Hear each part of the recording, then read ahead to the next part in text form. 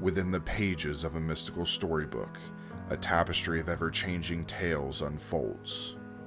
Welcome to the Chronicles of the DaMmed, a captivating series that weaves together realms of unimaginable wonders and haunting mysteries. Venture into a world where the very fabric of reality is in flux, where heroes and heroines navigate shifting landscapes and face new perils with each turning of the page. From the darkest corners of horror to the realms of high fantasy, each trilogy of episodes reveals a different theme, crafting a unique narrative tapestry. Discover the secrets of ancient civilizations, eldritch powers that defy comprehension, and the harrowing depths of the human psyche. Traverse enchanted forests where legends come alive and mythical creatures roam. Ascend towering citadels where power and politics shape the fate of nations. Plunge into the depths of unexplored abysses where the mysteries of the cosmos await your discovery. With every triad of tales, a new chapter unfurls, inviting you to embark on a fresh adventure. Each theme, distinct and captivating, will transport you to a world beyond imagination, where magic and danger entwine. Will you delve into the depths of untold secrets, or ascend to the heights of heroic legend? The choice is yours as you immerse yourself into the boundless possibilities of this ever-evolving storybook. Welcome to Chronicles of the DaMmed.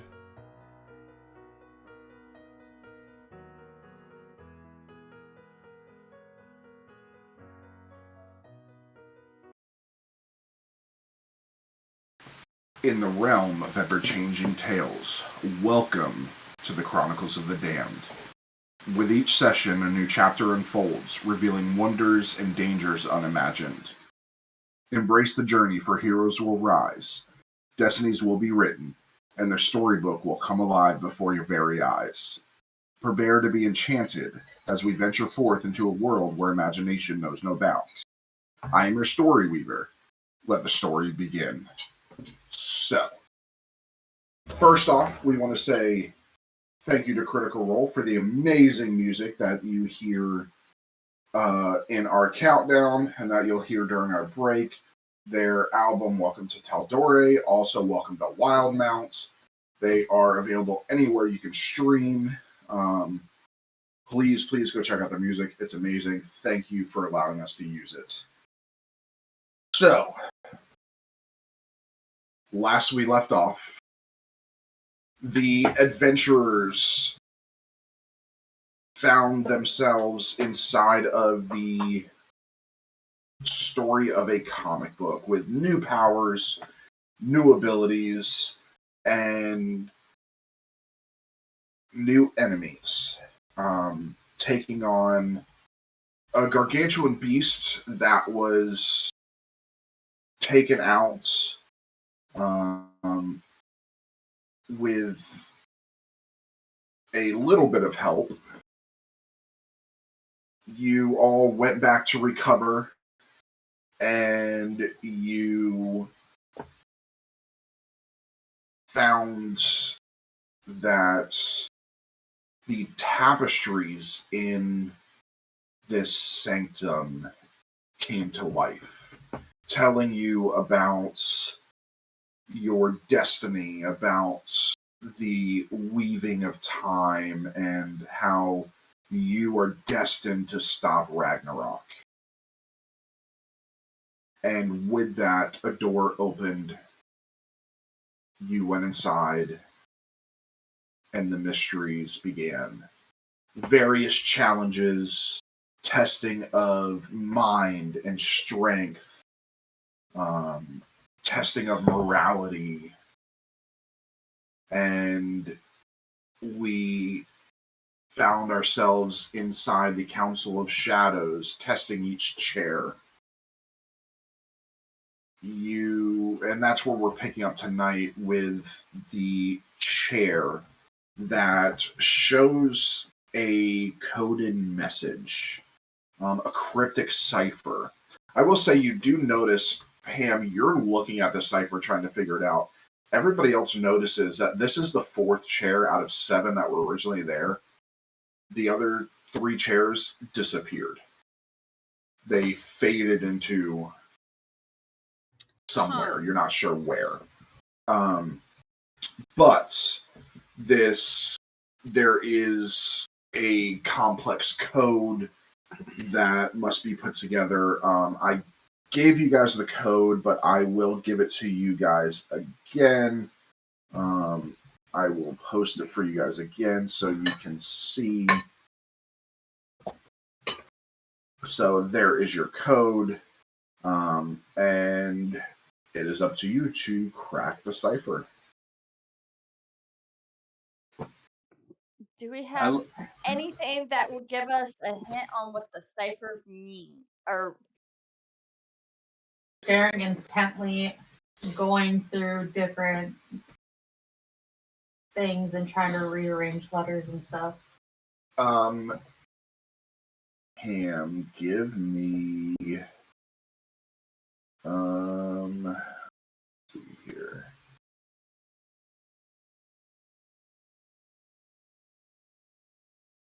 Give me a perception check.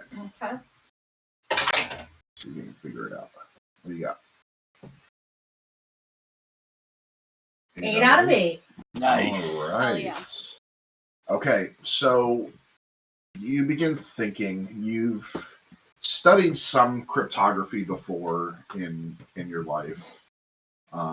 Not to the extent of knowing exactly what it is the second you see it, but with some thinking and some remembering, you realize that this is a simple letter shift cipher. Meaning that the letters are off by 1. So I'm looking and I'm like, I kind of saddle up next to Pam. And I'm like, so, what do we do with this? I'm confused. give me a second and stop disrupting me. 3. In the shadows, we safeguard the secrets of the past to protect the future. The Council of Shadows stands against the darkness that threatens to consume the realms. You must choose your path to reveal the truth or remain veiled in ignorance. Remember that not all is as it seems. So to say how she said it without sounding like a first grader. In the shadows, we safeguard the secrets of the past to protect the future. The Council of Shadows stands against the darkness that threatens to consume the realms. You must choose your path to reveal the truth or remain veiled in ignorance. Remember that not all is as it seems.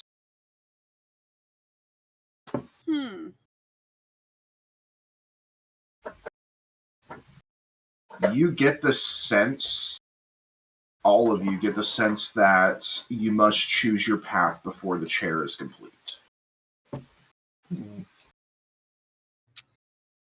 So, what do we choose? Okay. I asked everybody else.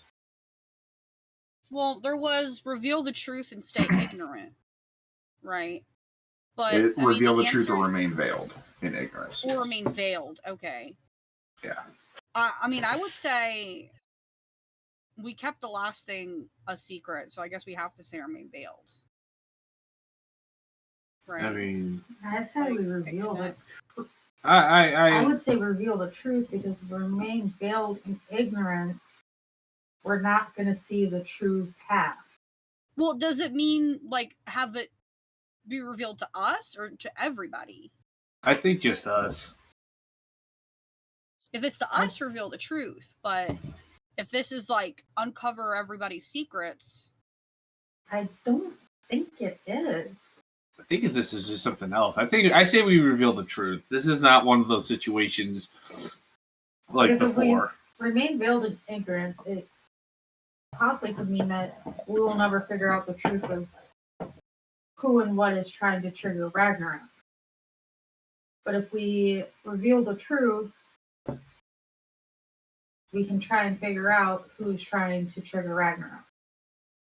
Yeah, do I feel like it's talking about us or talking about other people? Because I'm trying to figure out if their thinking is correct or if my thinking's correct.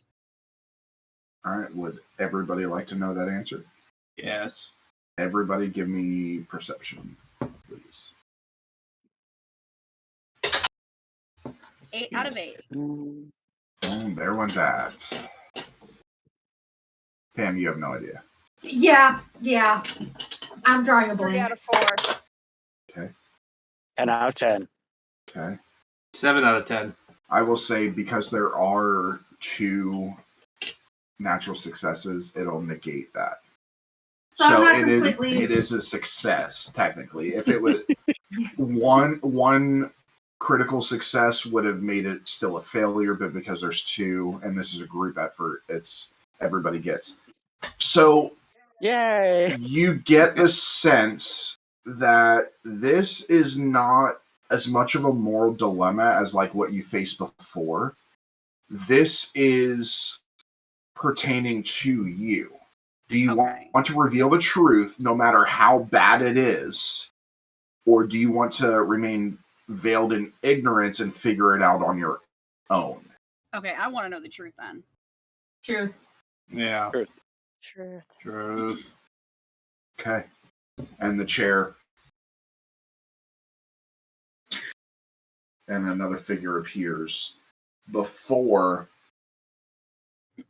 a door opens up. Okay. Well, I guess let's go through. I go through the door. I follow. Yeah. I'm going to jump on And- Ben's back. Hey! As got you, one spider as you monkey go to the enough. door, it's locked. Yep. But you look above and you begin to see a message pop up. And all of you hear in your minds, in the realm of the book, where words become worlds and stories forge destinies, the key to Ragnarok's undoing lies in the heart of the Bifrost. Seek the Well of Ages, and within its depths you shall find the Chronicle of the Cosmos. Guarded by the Guardians of Time, it is your only hope. Combine the wisdom of the Well with the powers you've harnessed to rewrite the ending and restore balance to the worlds. Time is running out. Trust in your choices and seek the Well before the twilight of the gods. And then the door unlocks. I have a feeling I'm going to be very, very cold here shortly. I shrug Chris off my shoulders, and I'm like, I'd go jump on Ben's back. I was like, there's a spider monkey I know and love. And I open the door, and You're transported right back to that room you were in the central platform. But now there is another door that appears. All right, okay. I'm walking through. Okay. You open, and upon entering the door of time's echo, you find yourself in a surreal landscape where echoes of past and future events coalesce. The air is thick with the resonance of historical moments, and shimmering portals to different eras flicker in the surroundings. The landscape is a collage of historical periods from ancient civilizations to futuristic realms. You witness battles, key decisions, and turning points in history occurring simultaneously. Temporal anomalies create pockets where time seems to bend and overlap. To progress through, you encounter temporal disruptions that require correction. You must face pivotal moments in history where decisions affect the outcome. In front of you, the first portal stands. I get off Alright. Ben's back. I kind of looked at on his back. damn it! Oh, my back Tara, is more can toward you this. control Chris, please?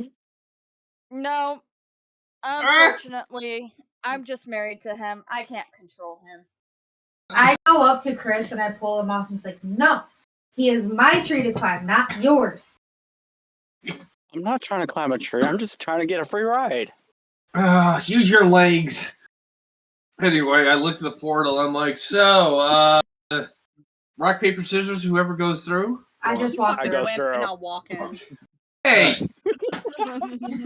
I bow my head in dejection and just walk through the portal. Okay. I follow. Everybody give me perception checks, please. Okay. 4 out of 8. Oh no. Did you do bad? 2 out of 4. Oh, great. 9 out of 10. 3 out of 8. Chris, what'd you get? And that 1. Out of 10. So Chris comes through blind. Oh my gosh. Yay. All right. So, as you all step through the temporal portal, the atmosphere shifts dramatically. You find yourselves amidst the bustling streets of ancient Rome, bathed in warm sunlight that reflects off the worn cobblestones beneath your feet. The city, once a symbol of grandeur, now wears the scars of imminent doom. Citizens move with hurried steps, the air filled with a sense of foreboding as distant echoes of approaching barbarian hordes reverberate through the air. The architecture of Rome stands tall, though the wear and tear are evident. The Colosseum, a majestic but slightly weathered structure, looms in the distance. Temples and marketplaces show signs of both prosperity and decline. The Roman Forum, a hub of political and cultural activity, is abuzz with discussion, while wary eyes cast glances towards the city walls, where preparations for the impending siege are underway. You catch glimpses of Roman legionnaires patrolling the streets, their armor reflecting the fading glory of the once mighty empire. Merchants aware of the looming threat hastily pack away goods, and citizens engage in whispered conversations about the uncertain future. You must navigate this vivid tapestry of historical detail, recognizing the key figures and understanding the multifaceted challenges that led to Rome's historic downfall. And here, you do, especially you, get that you are in the time of the fall of Rome. One of the most pivotal points. I'm just kind of like looking around and like, and I go just up and I smack Ben upside the head and is like, come on, we need to focus. Bright lights. Okay, Bright lights. okay. I can't see shit. No, you're fine. Aw.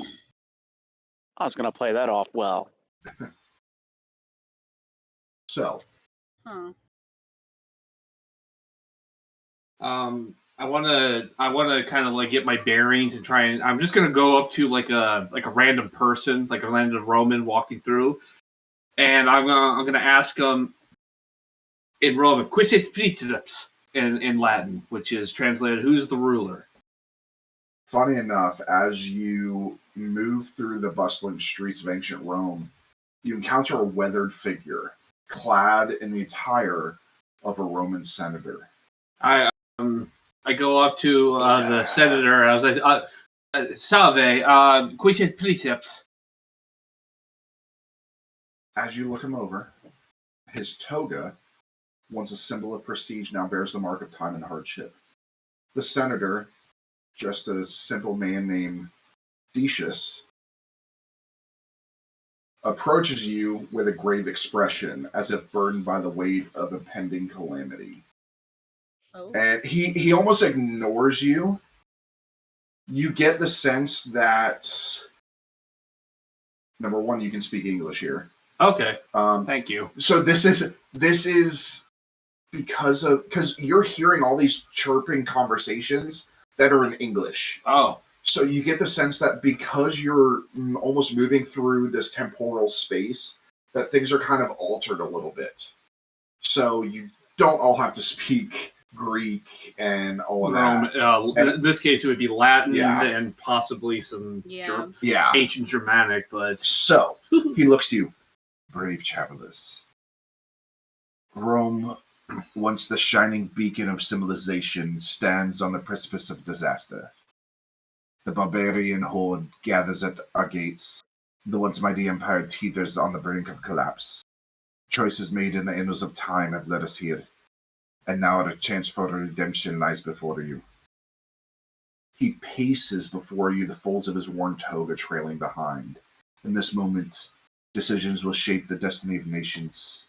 Will you intervene in the political machinations that weakened our defenses? Shall you bolster the morale of our legions, or seek alliances with neighboring powers? The path is fraught with challenges, but the fate of Rome rests upon your shoulders. He locks eyes with each and every one of you, his gaze imploring you to consider the profound implications of your choices. Time is a tapestry, and you have the power to weave a new thread, altering the course of history.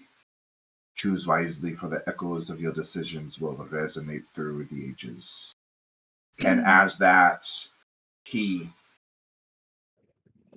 disappears. Whoa. And all of a sudden, your visions almost like they're like shaky and blurry. And all of a sudden, like warp speed, you are now in what looks to be almost a debate chamber. These are very popular in Rome. These outside chambers where everybody sits and your leaders are debating and speaking to the masses.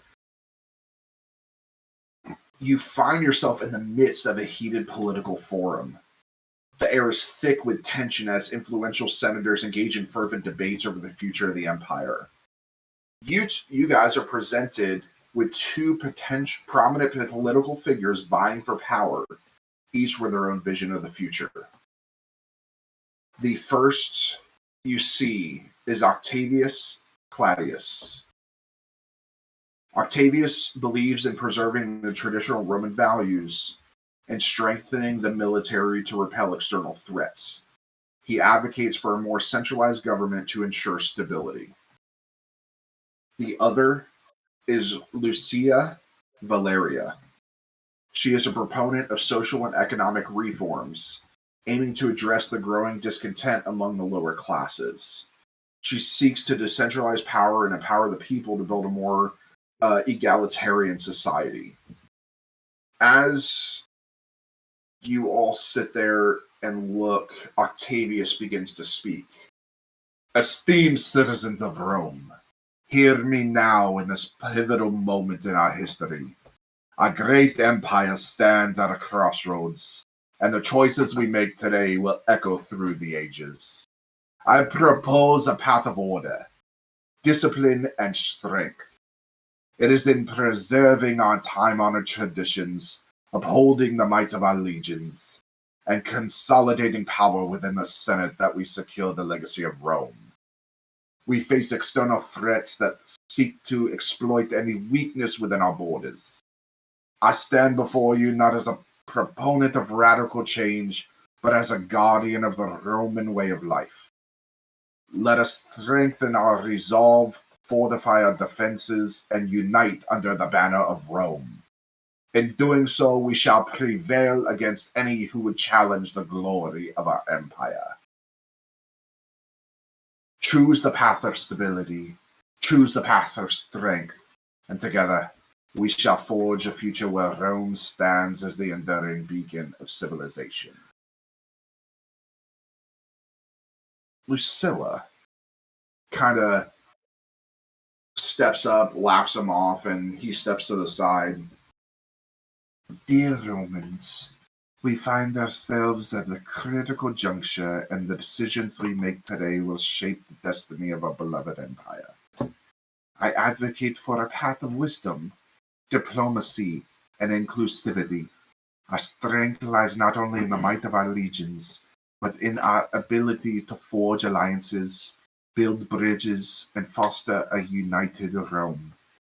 I propose a more open and inclusive Senate where the voices of all citizens can be heard.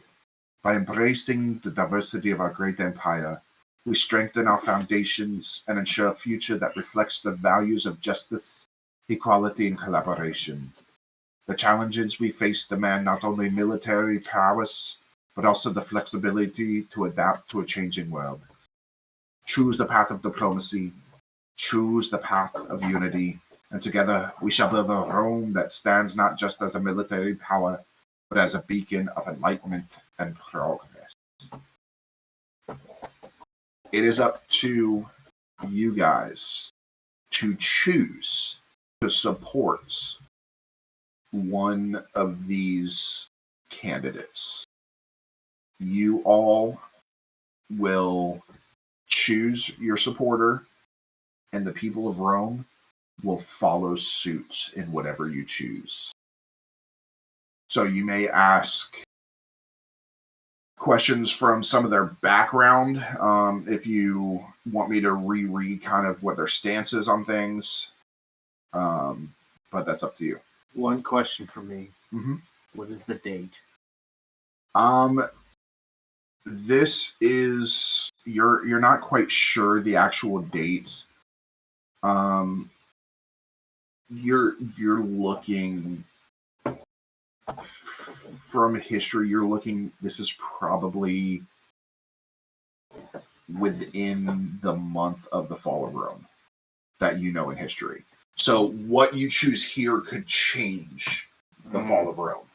You are right in the precipice of it. I looked at Ben. So and we I can kinda, discuss this. Yeah. You guys are all together to discuss. I So leaned over I- to Ben, and I'm like, who was in charge of Rome when it fell? Oh, sorry. I do have an actual time. 476 AD. So this is the fall. Yeah. Which one was in charge? Yeah, I was gonna say. Neither of them are in charge of this. These are new people that would be brought into, because current leader is obviously not doing a good job. It's the fall of Rome.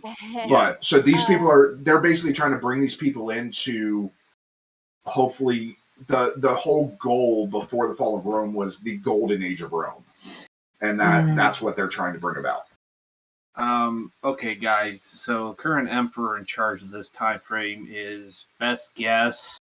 Well, it's a little more nuanced than that. But best guess, it's Emperor Romulus Augustus. He is it's a little debated how old he is, but he's either between 11 and 15. Years old. Years old. By the way. Yeah. We should not be expecting a lot from here. The youngest emperor in history. Huh? The youngest emperor in history. Yeah, most an effectual one, because there really wasn't much for him to do. So who do we choose? Yeah, that's my thing. See, I like her idea, but oh yeah, her idea is I don't know great. how helpful that would be in actual war. That's why I'm looking to You know Ben what I mean? because he knows more about the Roman Empire. And I'm trying to explain. Do you want to hear their visions again? Oh, I heard the visions. I know exactly. Does anybody want to hear their visions again? One's more for military, one's more for economic. Okay, Octavius. He believes in preserving the traditional Roman values and strengthening the military to repel external threats. He advocates for a more centralized government to ensure stability. Lucia is a proponent of social and economic reforms aiming to address the growing discontent among the lower classes. She seeks to decentralize power and empower the people to build a more egalitarian society. Okay, what does the egalitarian mean again? Everybody's equal, right? Yeah. Okay. It's Which in democracy. a time of war, that's more chaos than anything. It's democracy, but in a time of war, it is chaotic. I'm going to tell you everybody right now, the Roman Empire at this point is just Italy, all right?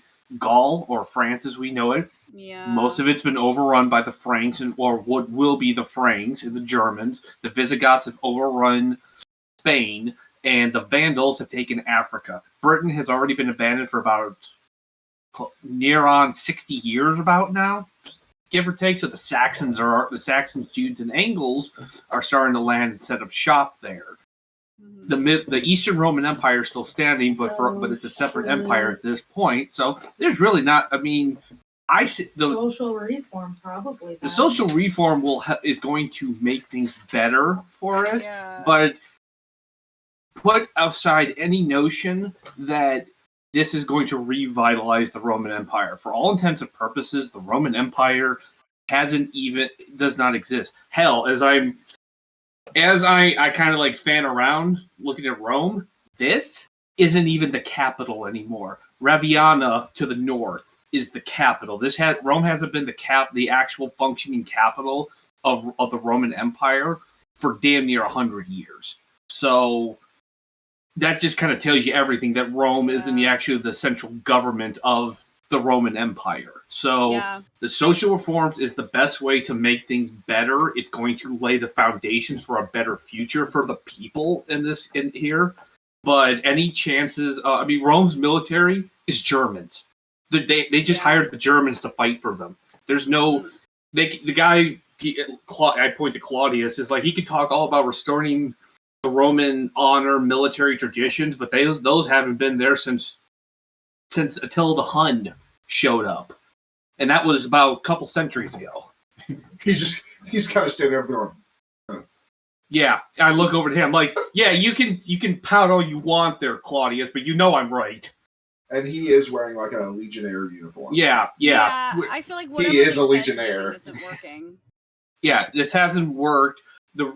So guys, I love the Roman Empire. I'm putting my trust in you, think about the Roman Empire? Yeah, I love the Roman night. Empire as much as Chris loves ancient Egypt. Okay, but at this point, we're about 400 years too late. We need to get here in the crisis in the 3rd century and help. So what you're saying is we should go with Reform. Lucia. Reform is the only way, because what's going to happen? Okay. I'll tell what's going to happen. It's going to make everybody better. The people, I in trust the your long judgment run. on this. Yeah. Where Odoacer is coming. He is going to sack Rome. It's done. Robert, the Emperor, is going to live out the rest of his days or out on an island outside of Naples, and that's the end of it. And shove him towards Lucia's side so he would be quiet since we already made the decision. Okay, so you're choosing Lucia. Yes. Yeah. Okay. Yes. So, as you choose to support Lucia, you're beginning to. It's crazy because all of you see flashes in your mind of what's to come with this. As you choose to support Lucia, the political dynamics of Rome take a different turn. Lucia, known for her emphasis on preserving the traditional values of the Roman Republic, becomes a prominent figure. The Senate experiences a period of conservatism, and the city maintains a sense of stability rooted in its historical principles. Under Lucia's leadership, with the choice she made, they decided to focus on still maintaining Rome's military might and maintaining its territorial integrity. While this approach ensures a more disciplined and traditional society, it also leads to some social unrest among some of those seeking more progressive changes. Your decision creates a Rome that is resilient, but possibly resistant to significant transformation. But you do see an uptick in a little bit of reform under Lucia. And with that, you are then transported to another section of Rome. Ooh. You come across 2 prominent figures of Rome's military. Two different paths for their future military engagements. The first is Caius Marius. Gaius or Caius? Caius. Caius Marius. Caius Marius. Okay, that's important. Not Gaius. I was about to say. A seasoned military leader known for his military reforms and populist approach. He advocates for forming alliances with powerful external forces. He argues that a strong and expansive military coalition will secure Rome's dominance in the region. You must decide whether to support Marius's vision of an aggressive expansionist Rome. Then there's Scipio Africanus. On the other side stands Scipio, a respected general who emphasizes diplomatic solutions and alliances based on mutual respect. Scipio believes in maintaining a balance of power and avoiding unnecessary conflicts. Choosing Scipio's approach could lead to a more diplomatic Rome, focused on building strategic partnerships rather than an aggressive expansion. Your decision here will shape the trajectory of Rome's military engagements and alliances, influencing its relations with neighboring states and distant territories. You already know where I'm leaning. You're just gonna do whatever I say? No. Yeah, but there's a Okay. See, yeah, I think I get what you're thinking, Ben, because diplomacy's good, but they have so little land right now. It's not even just that. Okay, so Here we go. Marius is basically the best one because it's going to. He has the Marian reforms, as they're called, have such a far-reaching effect that you really can't calculate it. You really can't. It has to be Caius Marius. It has to be him because he just makes the Roman military bigger, better, more efficient, and makes it a powerhouse, which influences militaries throughout history. So changing this is not just changing the Roman Empire or the Roman Republic at this point. We're changing world history, at least European history. That sounds fun. I feel like there's a conspiracy going on here. What do you I mean? mean, wouldn't the other way like make diplomacy more centralized, other than like the military and invasions and stuff? Because like I see where you're coming from. The problem is that the Roman military structure at this point is that the only way to be in the Roman military, you have to be a landholding citizen. Mm-hmm. There's just not that many people in the Roman Republic to do that. Well, keep in mind, you just changed the military. I know I did. With the Marian reforms were the most radical military change. Well, no, I'm saying like Lucia, you just changed the way the military works. But that's later. The Marius is a little bit before. Same with Cyprico Africanus. This is Roman Republic times. This is hundreds of years before this. But the problem is that Marius reforms allows for so many people to join the Roman military, like at this point, free slaves, freemen have very little rights under the Rome. They have no path to citizenship. Yeah. But with the Marian reforms, they do. They are able to serve their 20 years and become Roman citizens at the end. The auxiliary corps, they are able to become citizens. This is going to expand the might of Rome exponentially, and this is going to allow it to expand over Europe, North Africa, and the Middle East. During the way Scipio wants to do it is Scipio, not Scipio. Sorry, it's pronunciation. The way Scipio wants to do it is it's not going to make Rome the powerhouse, basically. Yeah, I mean, the more aggressive approach. Yeah, more aggressive, because even then we're kind of still making. We have to be unanimous. More. Yes, I agree. I think going with Marius will allow the Marian reforms to start and allow Rome to become a central powerhouse that we know them to. We know them to. But with the put this question out there for you, Ben. Sure. Okay. You're going off of what you know. There is still the if factors of what could happen. That's true. And this is not me for going off debate. This is me going. No. You're right. We don't know what. Yeah, we fundamentally don't know what a Rome would look like without. I kind of want to test it. I kind of want to test it, Ben. Let's go out on the limb here. Let's test this and see how it goes. It is the end of the world. Okay. Yeah. I mean, eventually there's a lot of other factors that led to Rome's downfall, but one of them was the military. So yeah, we can do with the Scipio Africanus one. Keep in mind he was cool with that. Everybody agree? Yeah. Yeah. All right. Choosing to align with Scipio Africanus and focus on military alliances, you find yourselves navigating the complex world of Roman military strategy and diplomacy. Diplomatic maneuvers and alliances, you serving as advisors to Scipio, become deeply involved in diplomatic efforts to secure alliances with other powerful factions, cities, and even foreign nations.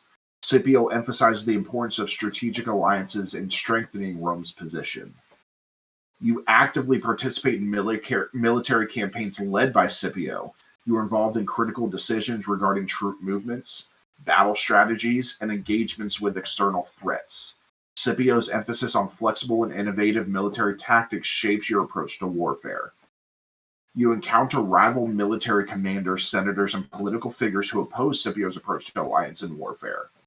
Navigating these rivalries becomes a crucial aspect of your role in your decisions to impact the success of diplomatic initiatives. And Scipio's approach may involve dealing with external threats, including conflicts with rival nations or internal uprisings within allied territories.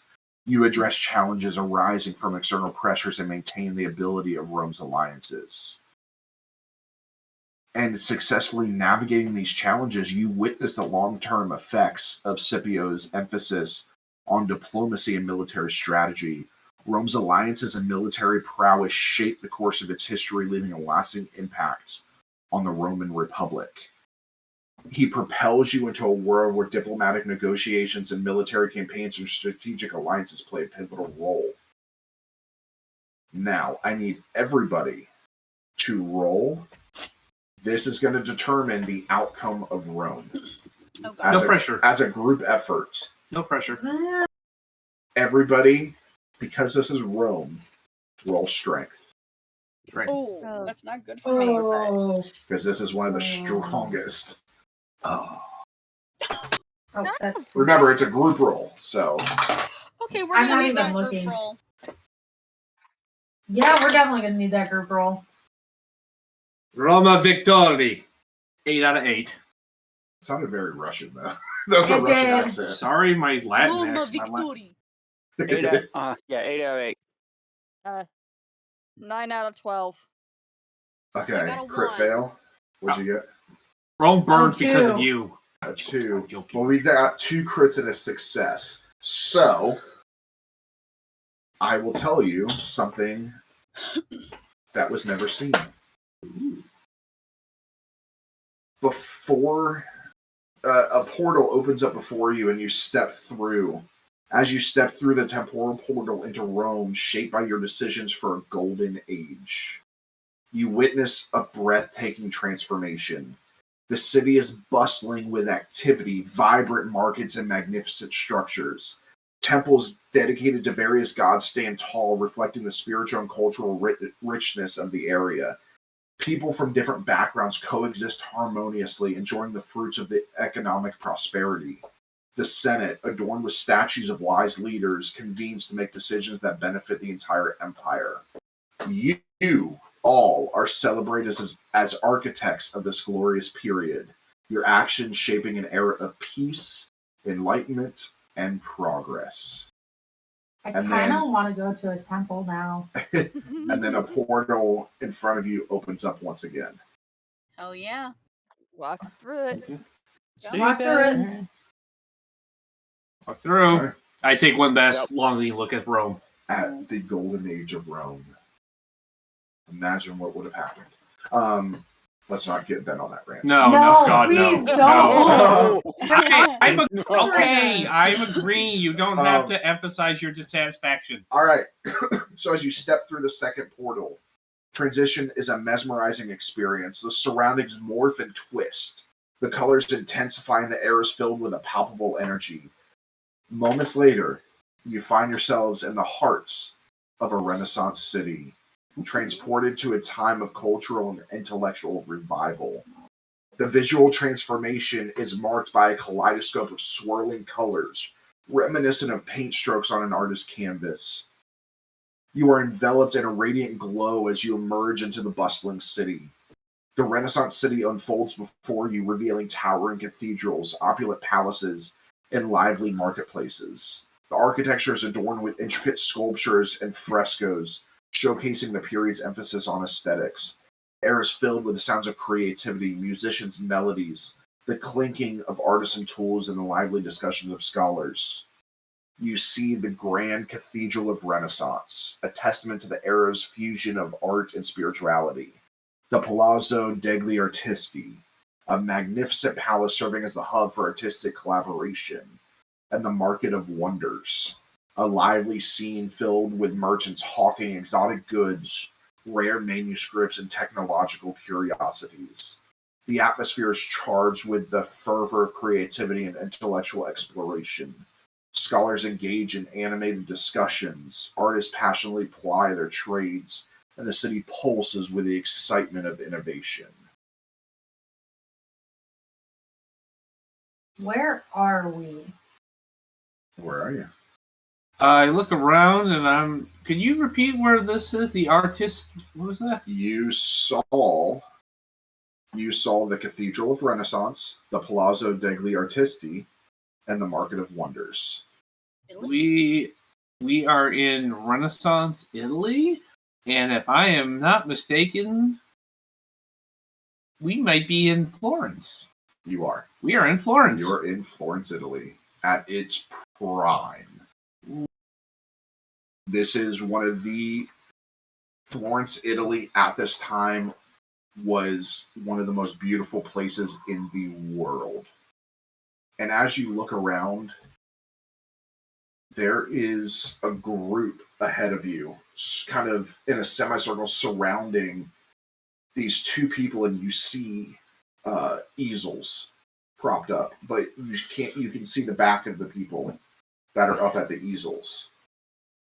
I kind of discreetly try and step around. I want to get a look at their faces, see if I can recognize them. Everybody? Yeah. Yeah. All right, give me perception checks, please. Okay, I passed. Okay, I got a Finally. 7 out of 8. Okay. 5 out of 8. 5 out of 5. All right. 5 out of 5? 5 out of 5. What D? Oh, 5 out of How do you have a out of D5? How do you have a D5? 6 Because out I of 10. multiply and then divide and Okay. then add and subtract all at the same time. Okay. As you look, you see two painters. On one side stands the maestro of meticulous detail and masterful technique. His canvases breathe life into every stroke, capturing the essence of reality with unparalleled precision. This is Leonardo da Vinci. I kind of look over to him. On the other side, you see the sculptor painter's work exudes raw passion and evokes powerful emotions.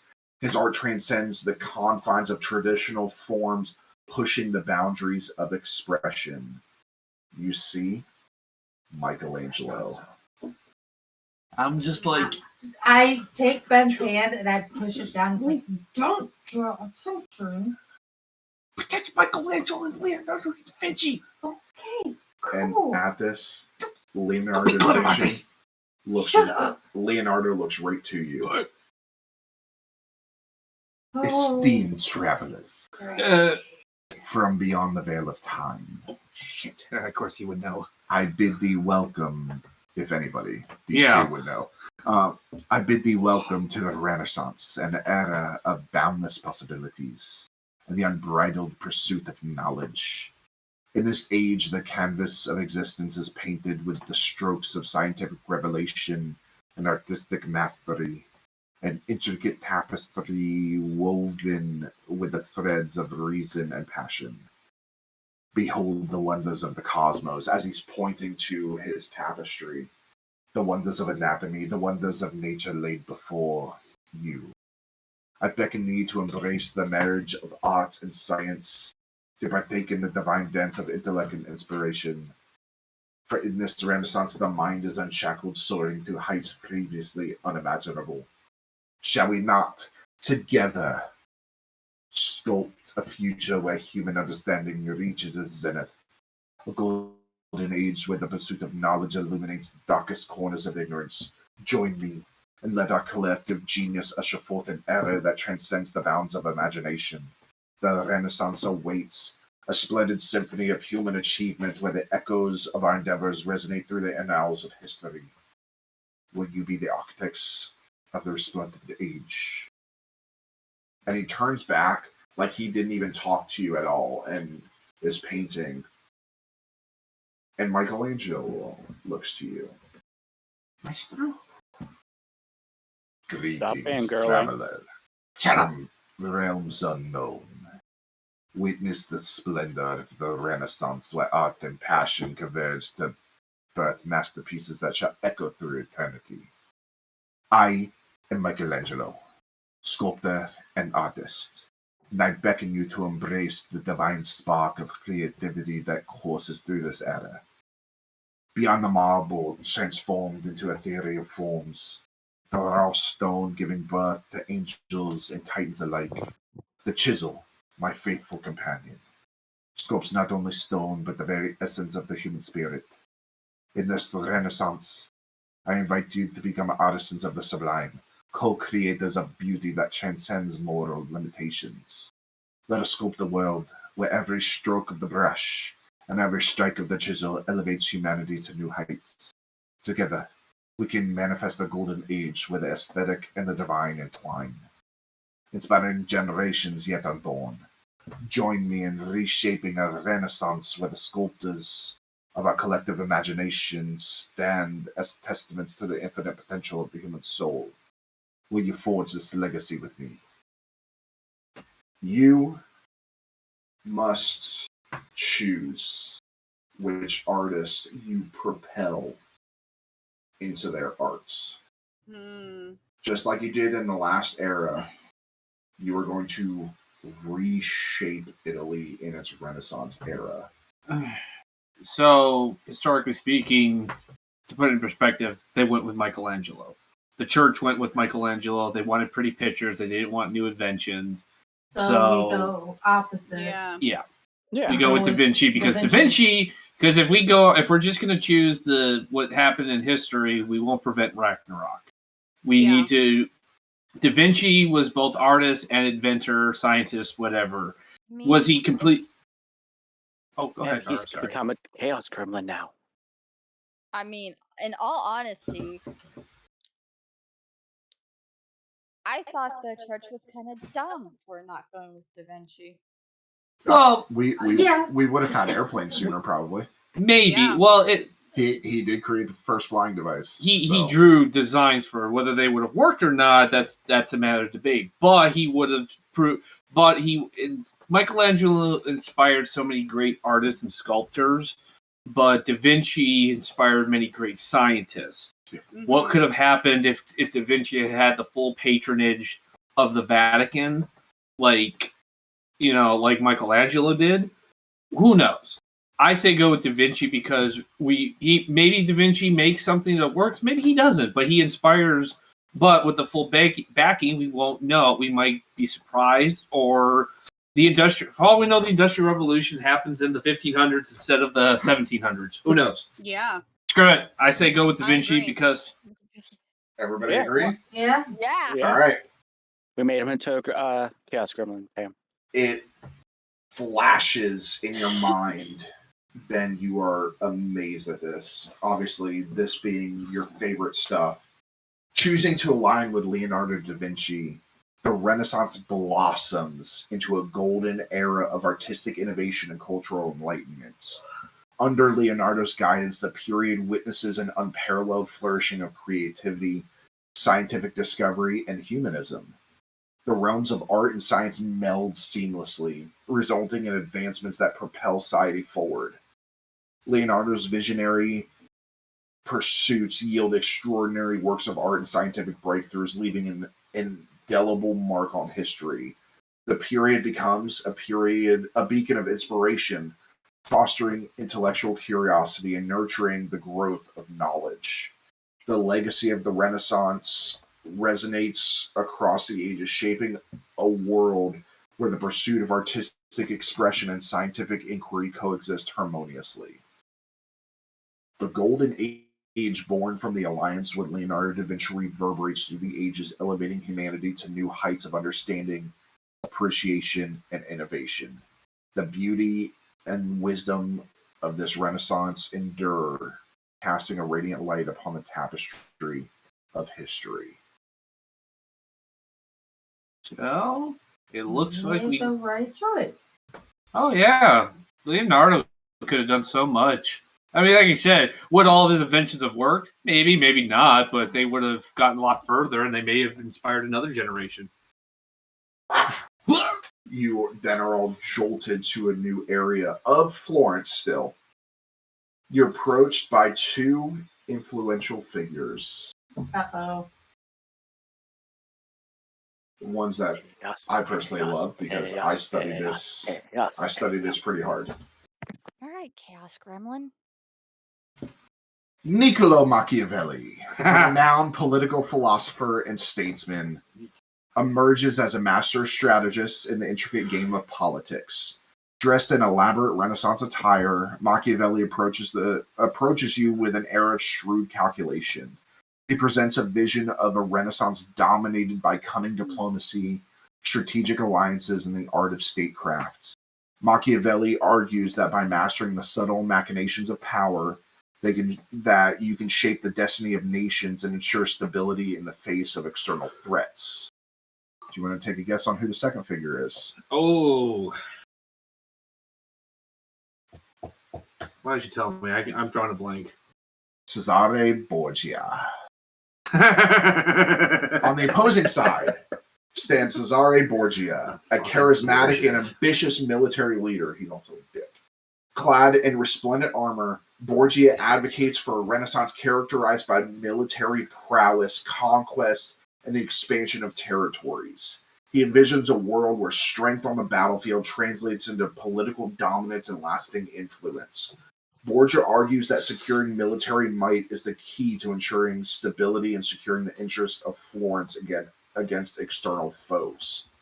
Both figures present their cases to you with fervor, emphasizing the crucial role their respective strategies play in the geopolitical landscape of the Renaissance. You must now decide whether to align with the cunning maneuvers of Machiavelli or the martial aspirations of Cesare Borgia, each choice bearing significant consequence for the course of history. And we're not going to mention that Machiavelli and Borgia have a very, very long history. Too complicated. Not even going to get into that one. If you guys want to know after, we can, because this was my area of history that I studied. Yeah. So I'm just going to say we stick with Machiavelli. Because if only they would have. Yeah. Because I'm going to tell you right now, the Borgias are chaos incarnate.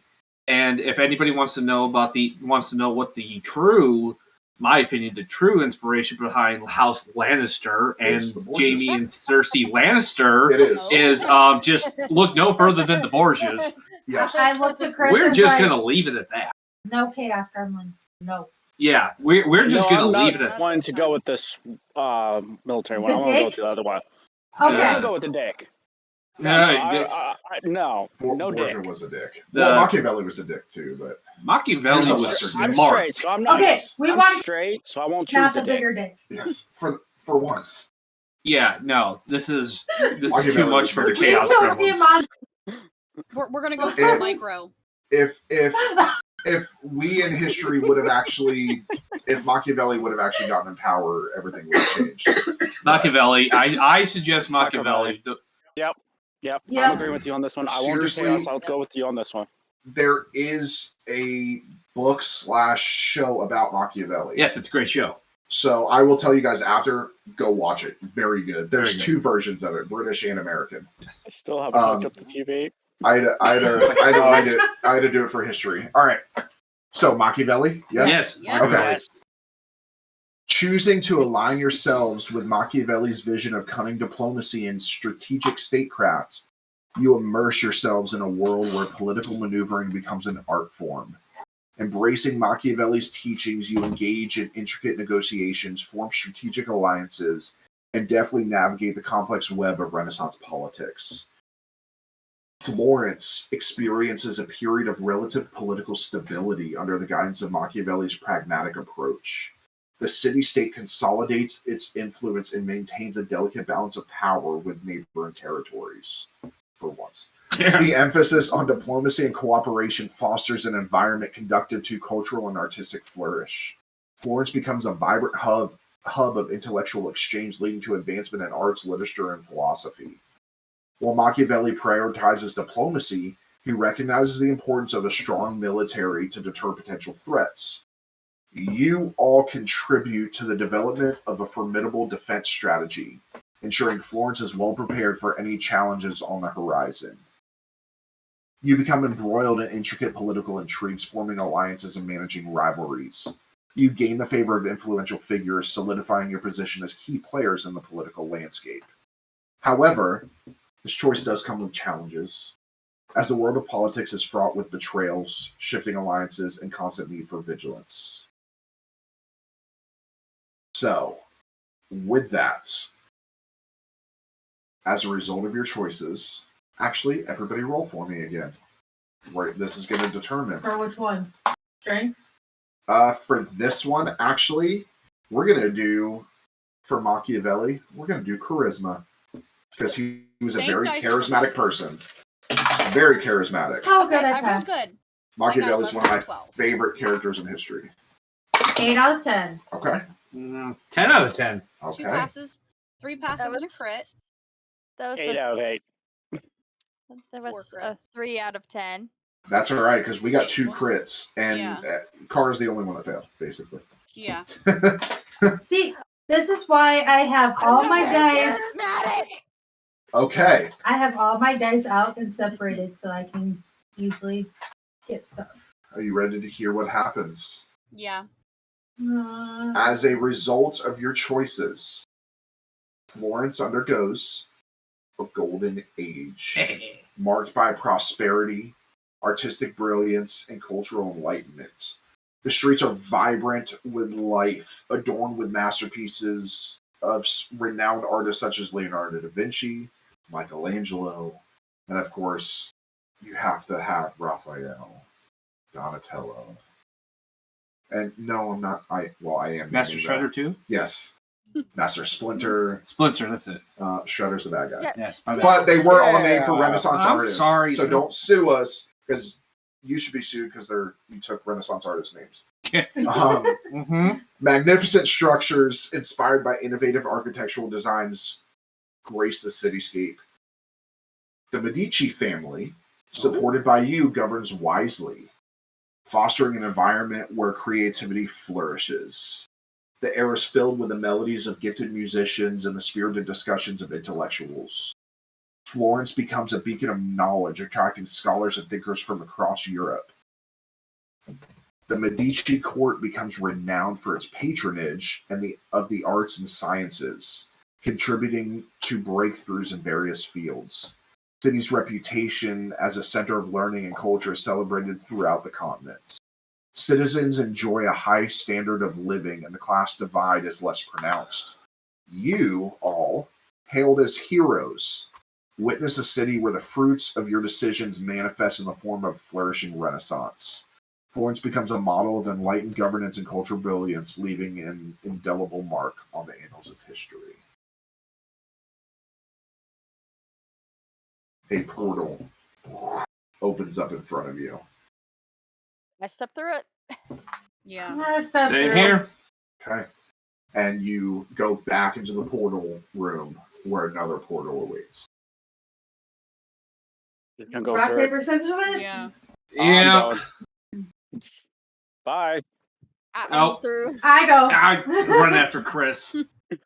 Okay. I don't know if you want to run through this one. Everybody give me perception checks, please. Great. 1.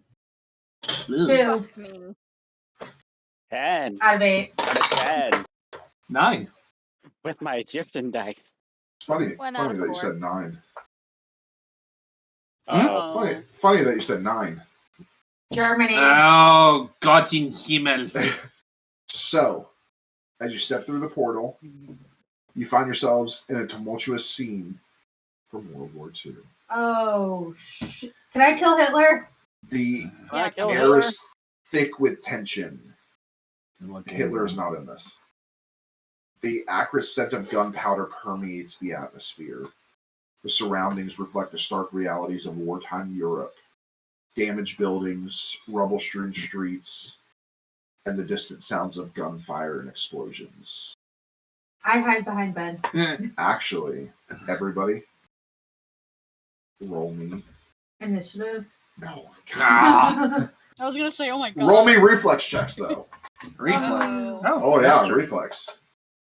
You're in war, baby. I might get blown up. Oh shit! I might get blown up too. 8 out of 8. Okay, I got a 4 out of 8. Okay. 2 out of 10. 3 out of 10. I'm Jesus. getting shot. 2 out of 8. We're getting shot. So you two, this makes sense. The Yeah, two it with the does. military background Yeah, it does. hear the explosion, and you guys instinctively know to move out of the way, and you kind of like battle roll out of the way. I'm disappointed then- it's I'm not probably Egypt. Doc. And then I'm up, they see me, I'm down, kind of thing.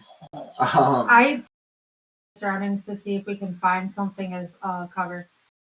Okay.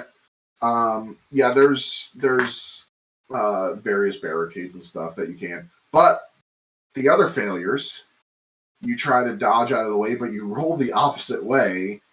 A mortar fire hits. It doesn't hit you directly, but it hits close enough to you that gravel. Because, I mean, this was all rubble at this point. Yeah. Gravel hits you. You all take a point of armor. Ow. And I yell out, "Get the cover, you goddamn fools!" Yep, yep. Go tackle bed. I'm gonna try to get to cover. Ah, get off me! You said get cover. Ben, give me Yes. a perception check. Perception. Actually, both of you two can. Range. The two that are 3 out of 8. 6 out of 10. okay. Ben, you witness a cityscape marked by, Is it Fascismos? you witness a cityscape marked by both resilience of the human spirit and the devastating impact of conflict that we know all so well. War-weary civilians hurriedly navigate the streets, casting ancient glances at the sky, for obvious reasons that the three others found out. Military vehicles rumble by, adorned with the markings of different nations involved in the war. Posters and signs convey messages of propaganda urging citizens to contribute to the war effort. This is where we're seeing bond posters, buy military bonds, all of that. You're seeing the iconic "I Want You" posters. So where are we? Yeah, I was if about to we're say, not where? in Germany. You are not. You don't know where you are. I try and I want to listen to it. I'm assuming these people running are saying stuff. What language am I hearing? English, like everywhere We're else. hearing English before. Oh, yeah, like that's right, everywhere never mind. else. Okay, I want to. I- They like have signage posters maybe? that Oh, we okay, want okay. you. I got a question. Right? Okay. Probably Any landmarks that's still standing? You see. Okay. I'm also looking The for US. landmarks. So No, we can't. No, it wouldn't be the US. we We also have- have to remember you guys are in temporal distortions. So Remember, not it everything's had going to be There are normal. posters You that guys said went we from want you. the fall of, you guys went to the fall of Rome, from the fall of Rome back 100 years in Oh, and all of that. So you guys are in temporal distortion, so it may not be everywhere. Reality. But I would say you guys see what looks to be a large building, pillars at the front, but it's becoming collapsed. And you actually see on the right to the right of it, there are two large pillars that are kind of semi-broken.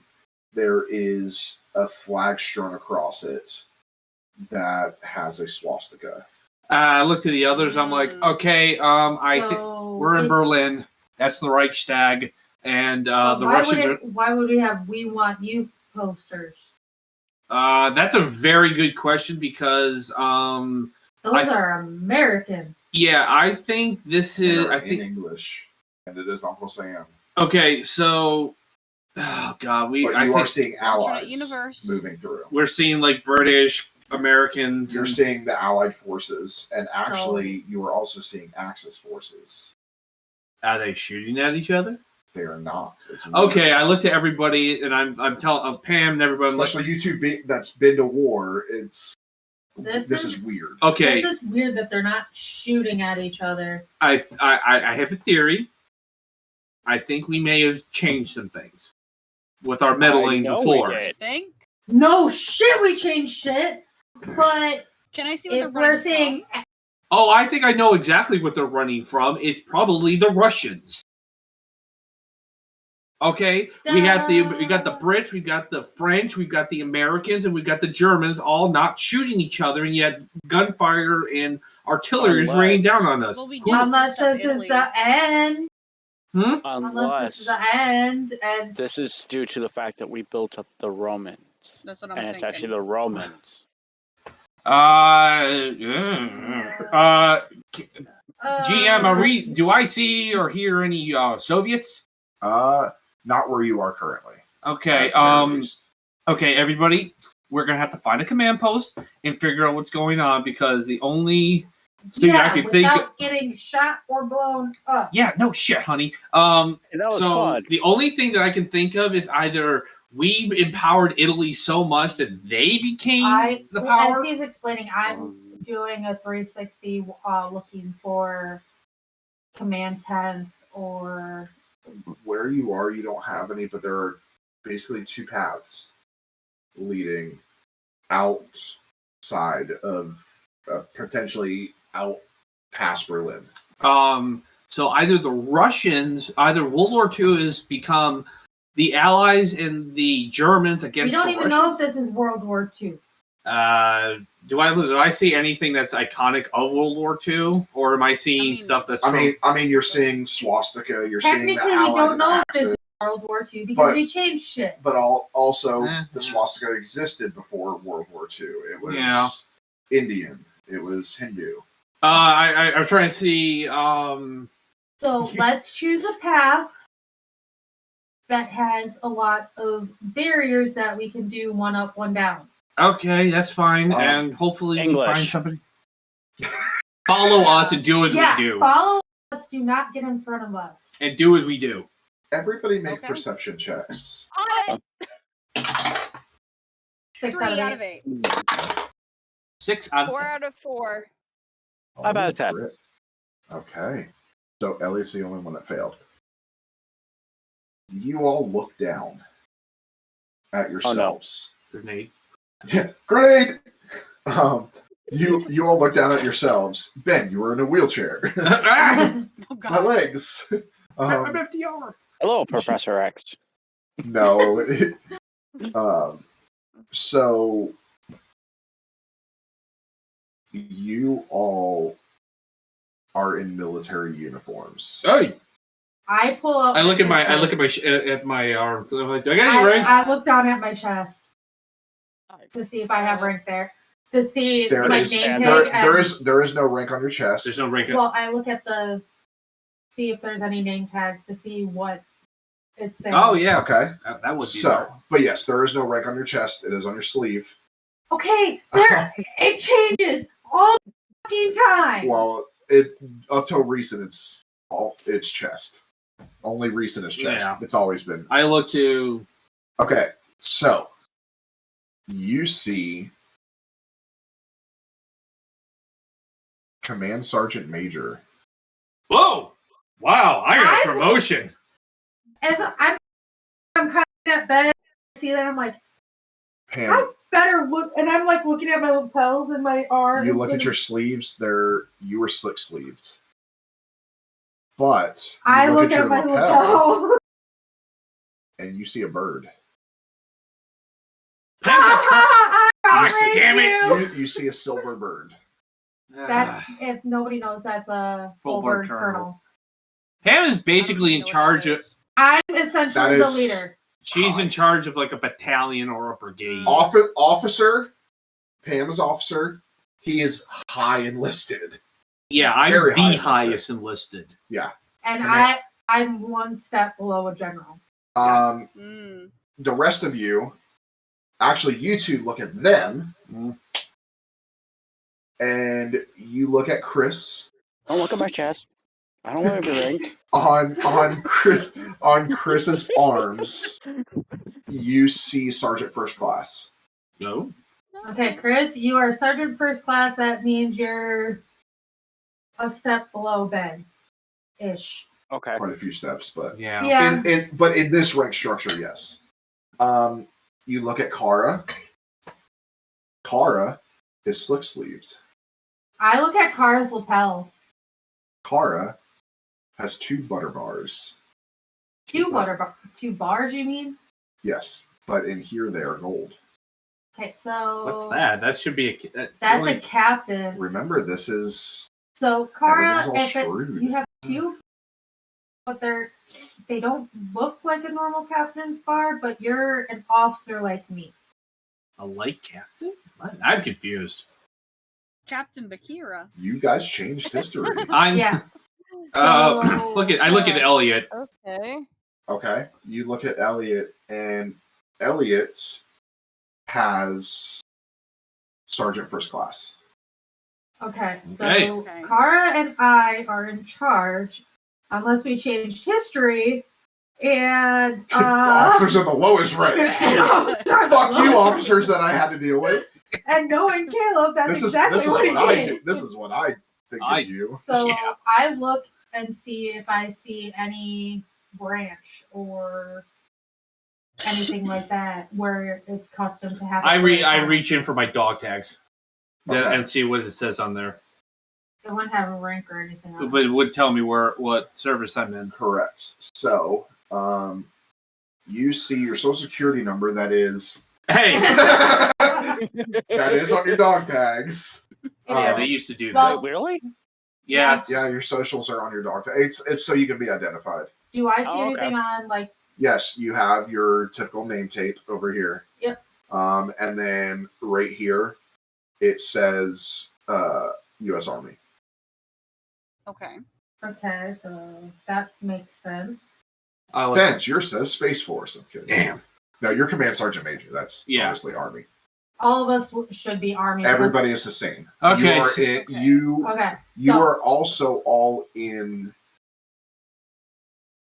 nice olive uniforms. So we're in. You're in dress. Yeah, we're. So I go to everybody like, okay, so we are not grunts in the sense of like we're going and clearing out bunkers and foxholes.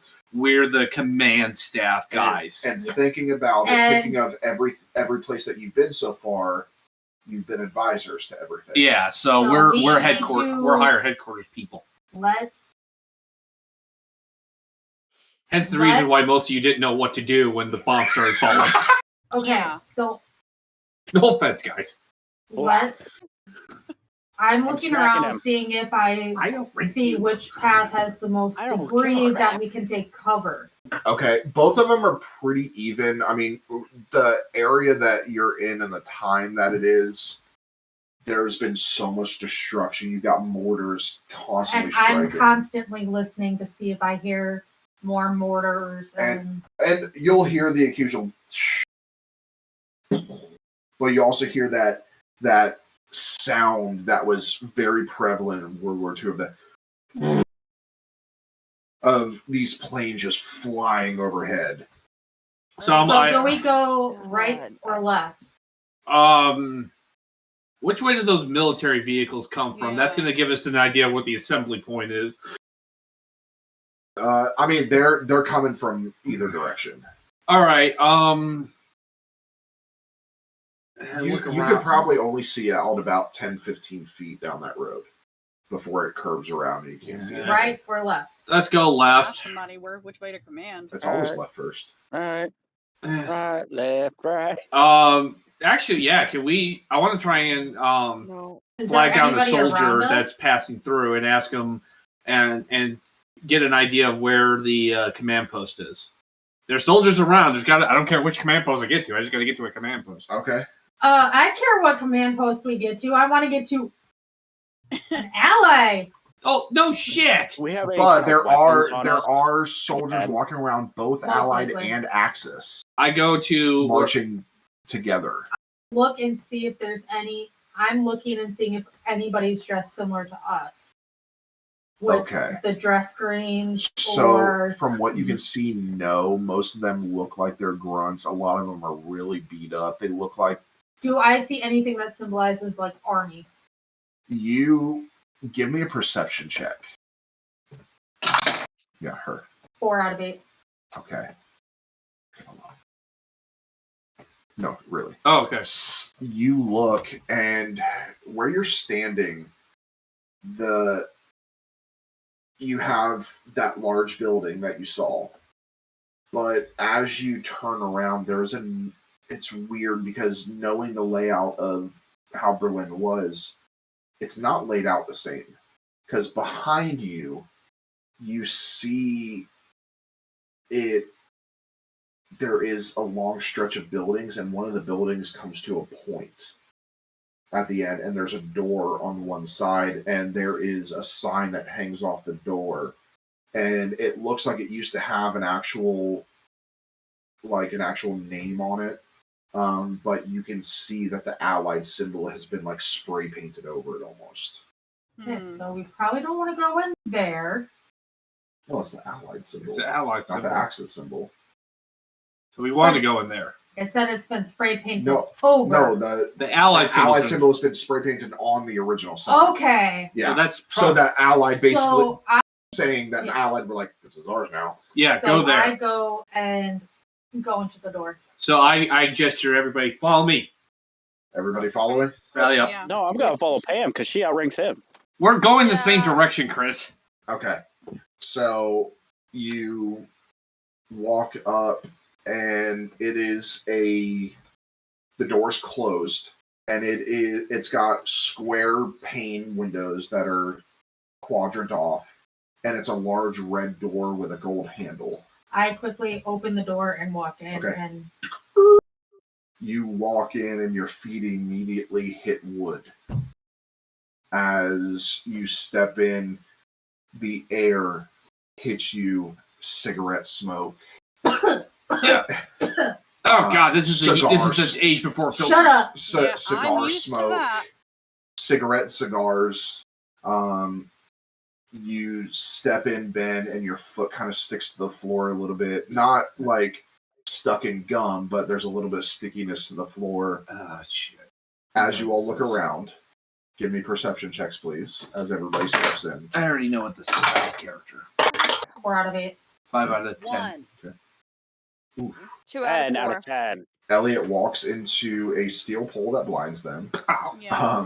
No. Oof. So Ow. as you all walk in, you see most people dressed like you guys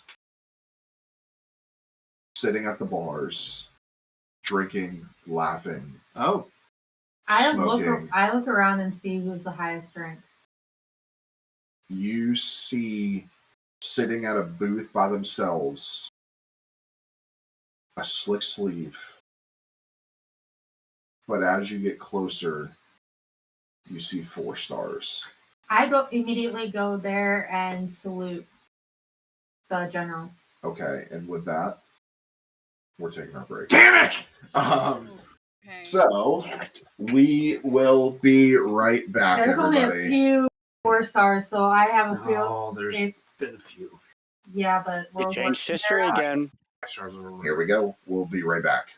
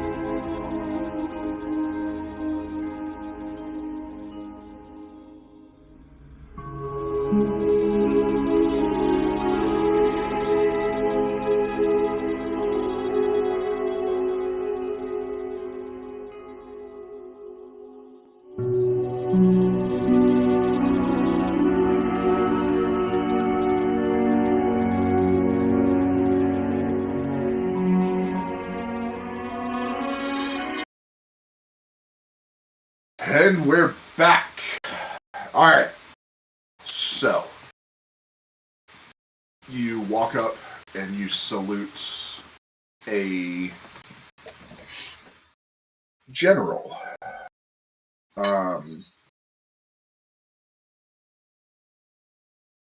He is... He doesn't pay attention to you at first. He's smoking a cigar. His back's almost towards you. He's sitting with other officers. He's smoking a cigar, taking a drink. And you see big puffs of smoke come out, billow out. Big, fat, thick cigar.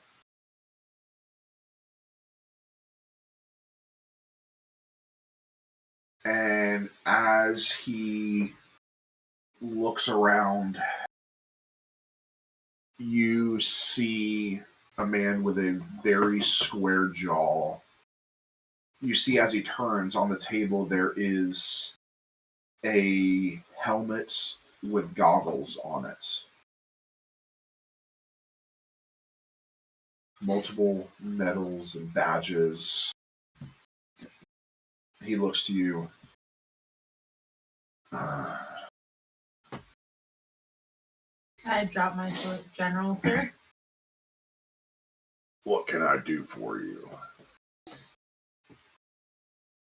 I step forward. You look down at his name tape. Yeah, I look down at the name tape. And it says Patton. This is General George S. Patton. With his signature polished helmet and goggles. Quick question, GM. At this point... Oh, wait, never mind. And at this point, he is a 4-star still. Okay, never mind. At this point, he's a 4-star, not a 5. Commander of the 3rd Army. Got it. Yes. Okay. He had not gotten his rank yet. This was just before that. Okay. You give the colonel to someone who has very big brass fear. Which sends the command sergeant major, who has no fear of rank, step forward. General Sir, we are reporting as ordered. We're just coming in from the 98th Infantry Division. I kind of look at him like... Don't mind Colonel Edwards over here. She's new to command, newly promoted. I cross my arms and like... And he kind of stomps his foot. You will stand at attention when you speak to me. Quickly looking at everybody. I quickly snap to I follow. You're muted, Chris. What does that mean? Address your officer. Put your I arm look at them and just copy. I'm going like a twig. Yeah, just copy. Just do what we're doing. Twig.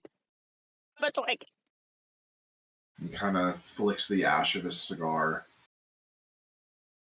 Very avid smoker, by the way. Yeah. You're from what now?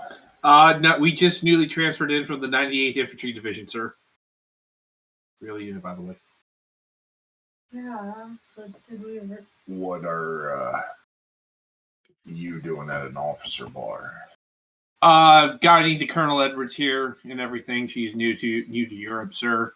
Just transferred in. We just came in from the States. I see. Is there a reason? Parade I'm rest. taking twig. Parade rest. To everybody, just I suggest following just their do what suits. we're Yeah, doing, just Chris. follow Yeah, what we're I'm following. doing. Because Patton will never tell you at ease. No. It's parade rest. Yeah. Is there a reason you come up to talk to me? Generals. You were the highest ranking officer, sir. Yeah, I'm the highest ranking officer in fucking Europe. Sir, we've been assigned to your headquarters staff. We're just trying to get an idea of where the command post is. Our driver who dropped us off here, didn't give us clear instructions where everything was. God damn it, Tate. That boy ain't for nothing. I'm sure he does doing his best, sir. Damn Alabama. And takes another puff. I hugged a mortar. Shut it. Please forgive the sergeant first class. He just transferred to our group. He kind of got a back concussion. Are you fresh out of basic, boy? I turn around and stare at Chris and's like, go wait by the door and don't talk to anyone. I just walk normal. Because I don't know military formalities. I'm walking and going to the door. You two give me perception checks, please. I'm gonna Because you guys haven't really looked at anybody else at the table. Thankfully, 10 I out had of like a tiny bit. I was in JROTC, but not nothing real. 5 out of 10. Sorry. Did you I'm get gonna there? die. I'm gonna die! Freaking General Patton here! And I rolled a fucking nat 1! Oh, God. I'd rather roll a nat Wait, one do against... I need to make a perception check? No, just the two of them. Okay. Because Ben. I'm following their lead. Yeah. Because I don't. Ben, you see sitting across from Patna. This is like one of those old square booths that were in a lot of the taverns over there. So on the other side is a high-ranking member of the Axis. Gray, all gray. You see the Maltese cross, everything. Can I get a description of this man? He is rather skinny. Tell me this isn't who it possibly could be. He has slicked back black hair. Oh no. Wears he has a mustache, not a Hitler stash, but he does have a black mustache. And he too is smoking a cigar. Little bit of square jaw, which most Germans have. Skinny? Yeah. Oh boy. Read his name tag, guys. There's no name tag on the German uniform. Germans don't do it. Huh. They don't even. It doesn't say anything on their stuff. It's just medals. Because that's all they're. You know you can't Google this, right? We don't have Google right now. I know. So. Oh God, hold on. I'm trying to think. You don't know who it is. I have an idea who it is. You don't, because I made him up. Oh, okay. Damn it! You don't know who it is. I made him up. Oh, thank God, because I was. So he looks to, and they don't have any remarkable resemblance of rank. Besides, you do see on his collar, Ben, 2 thunderbolts.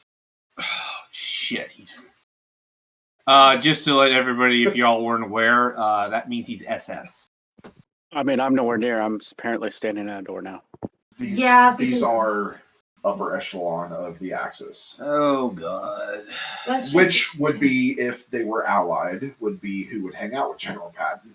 But so fanatic. They kind of like nod their cigars at each other because he's smoking one as well.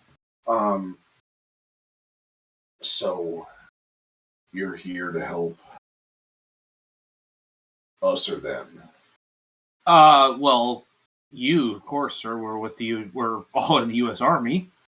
We're wherever you need us to be, sir. U.S. Army. No, we're here to help you. Your name tape does not say U.S. Army. It just says Army. We are here to lend any assistance that you would require, General, sir. You, where were you born? Wisconsin, sir? New York, sir? You do realize he's looking at me, right? Sorry. I was asking the officer. Sorry, sir. Didn't mean to overstep. Command Sergeant Major. Sorry, sir. Sounds like you want a rank decrease. No. He is about ready to get one, sir. Hey, you're over the other side of the room. You're leaving? Is that what you said? I was told to go. I was told to go to the door. Real estate. Well, I do love me some cheese. So do I, sir. And I do hate me some New Yorkers. Yes, sir. They are kind of annoying. So, you're new to the front. Yes, sir. Yes, sir. Welcome to the Allied Army. Thank you, sir. Thank you, sir. Just so you know, Allied Army does not exist. Hey, I'd be terrified if General Patton's talking to me. Yeah, why do you think I'm about to piss my pants? I'd be pissing my pants too. I don't care if I would have no idea. Star. So my let's just say Patton is General Patton is one of the most badass generals. But he was also a dick. Oh yeah. And he earned the right to be a dick. And he was a big guy. Yeah. So Tiny not this way, but yeah, he was bulky. Tiny me. He liked to eat. Same. So he looks at you. So you need the command tent. Yes, sir. I'll tell you what. How about you get your assignments right from me? Sounds good, sir. And he pulls out, he reaches into his pocket, and you hear clanking. And he pulls out and slaps on the table, his hand covering. He removes them, and you see these odd-looking coins. Well, look at them a little discreetly. Look at them closer. He pushes them towards you guys. Oh, and there's enough for every one of you. One to give to Chris when you leave. I pick up mine too. You look at it, and it looks like a challenge, like a normal challenge coin, which didn't really exist all that much then. No, they're very few and far between. But you look at it, and you're thinking of seeing like the U.S. Army insignia because that's what you're used to. This is the Allied and Axis symbol overlaid on top of each other. And on the back, we fucked up. It says General Patton. Thank you, sir. Thank you, sir. You now work for me directly. Yes, and sir. This one over here, he doesn't speak much. Yeah. So you're Sir, call that boy back over here so he can hear me. I look over to Chris. I look over to Chris and I kind of wave him over. I walk back like I normally would just walk. I am the highest rank. But he's upper enlisted. Yeah. And I hand Chris Plus, you're the a coin. paper pusher. Everybody What's knows this for? officers don't do shit. Just take it, Just take Sergeant. it and I will explain it later. I put it in my pocket and just stand there looking like a good twig. Now, you're to go follow the path to the left. It'll take you where you need to go. Yes, sir. Thank you, sir. Thank you, sir. I looked to everybody else. It's like, troops, fall out. You're dismissed. I snap to attention and give a salute. About face. And I do a proper about face and walk off. I remember how to do that. I'll do that too. I'm just following the leader. Okay. I'm doing my best.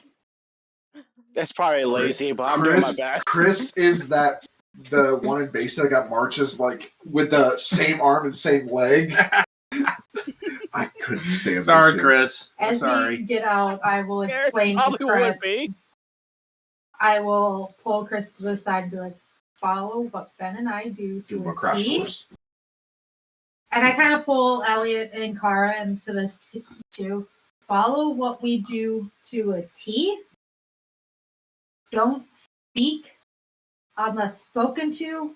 Kara, you have a little bit more authority due to the fact that you also have. As far as you know, you have no idea what this fucking rank is. Yeah. Just everybody. Possibly. Probably should have asked Patton what this rank was. That would have looked even worse. Yeah, I was about to ask who we're fighting, but I'm like, we already look like dumbasses in front of Patton. I just like listen. The whole The, world. the only people right now who should be talking are me and Pam. I'm sorry. Please just bear with us. Just follow our lead. Are we out of Okay. sight, Patton? What? Are we out of sight of Patton? Yeah, You guys have We're walked We're around. outside. Back in bed. Ow! Hey! And I smack Ben and it's like, Hey! What do we call... Wait a minute. You I- can't strike me. I'm the command master sergeant. full bird colonel. And none of this Your means rank... much I to have me. more experience than you, Colonel. Do you want me to rip your rank off and demote you to a slick sleeve? Guts. I reach up and start, And I do... and I do the Contested yoga. strength. Okay. Mommy and Daddy are fighting again. Daddy? What'd you get? 5 out of 8. I beat you. Damn it! I got an 8 out of 10. Your rank starts to... All right. All right. Let's go to the left, down the left path to the command post. Everybody just follow us. You don't have to march. He didn't say it was a command post. He said it's where we need to go. Chris is right. Yeah. Fair enough. Let's just go to the left. And Chris, we are working for General Patton directly. Oh shit. That means what to me? Which would also be the highest honor. This is... That's essentially, we don't go for anybody besides General Patton. Yes. Do I It's get the better than who's an the highest official? ranking official in These- Europe. So if I'm It's- remembering right, these coins show that we do, right? It's like the authority like Yes. badge. Yeah. Yes. Although I'm not really familiar with this symbol, this is a Well, little we weird. did mess up. We did mess with time, so we need to figure I had out fun. who we are. Oh yeah, We great. need to Look, figure out who we are fighting. People. Yeah, but who? Did we fuck up enough in Roman times? Or is this a completely new threat? well, only way to find out. So let's go, everyone. So you walk the path to the left. As you get to that point where you couldn't see anymore and it curves, there's this shimmer in front of you. I walk to the shimmer. Same here. Yeah. You walk through it or just to it? Fuck it. Hey, walk through. And as those that don't walk through first, you see almost rubber banding as people walk through. Oh, that's You all weird. walk through, and everybody give me perception checks to see where you are.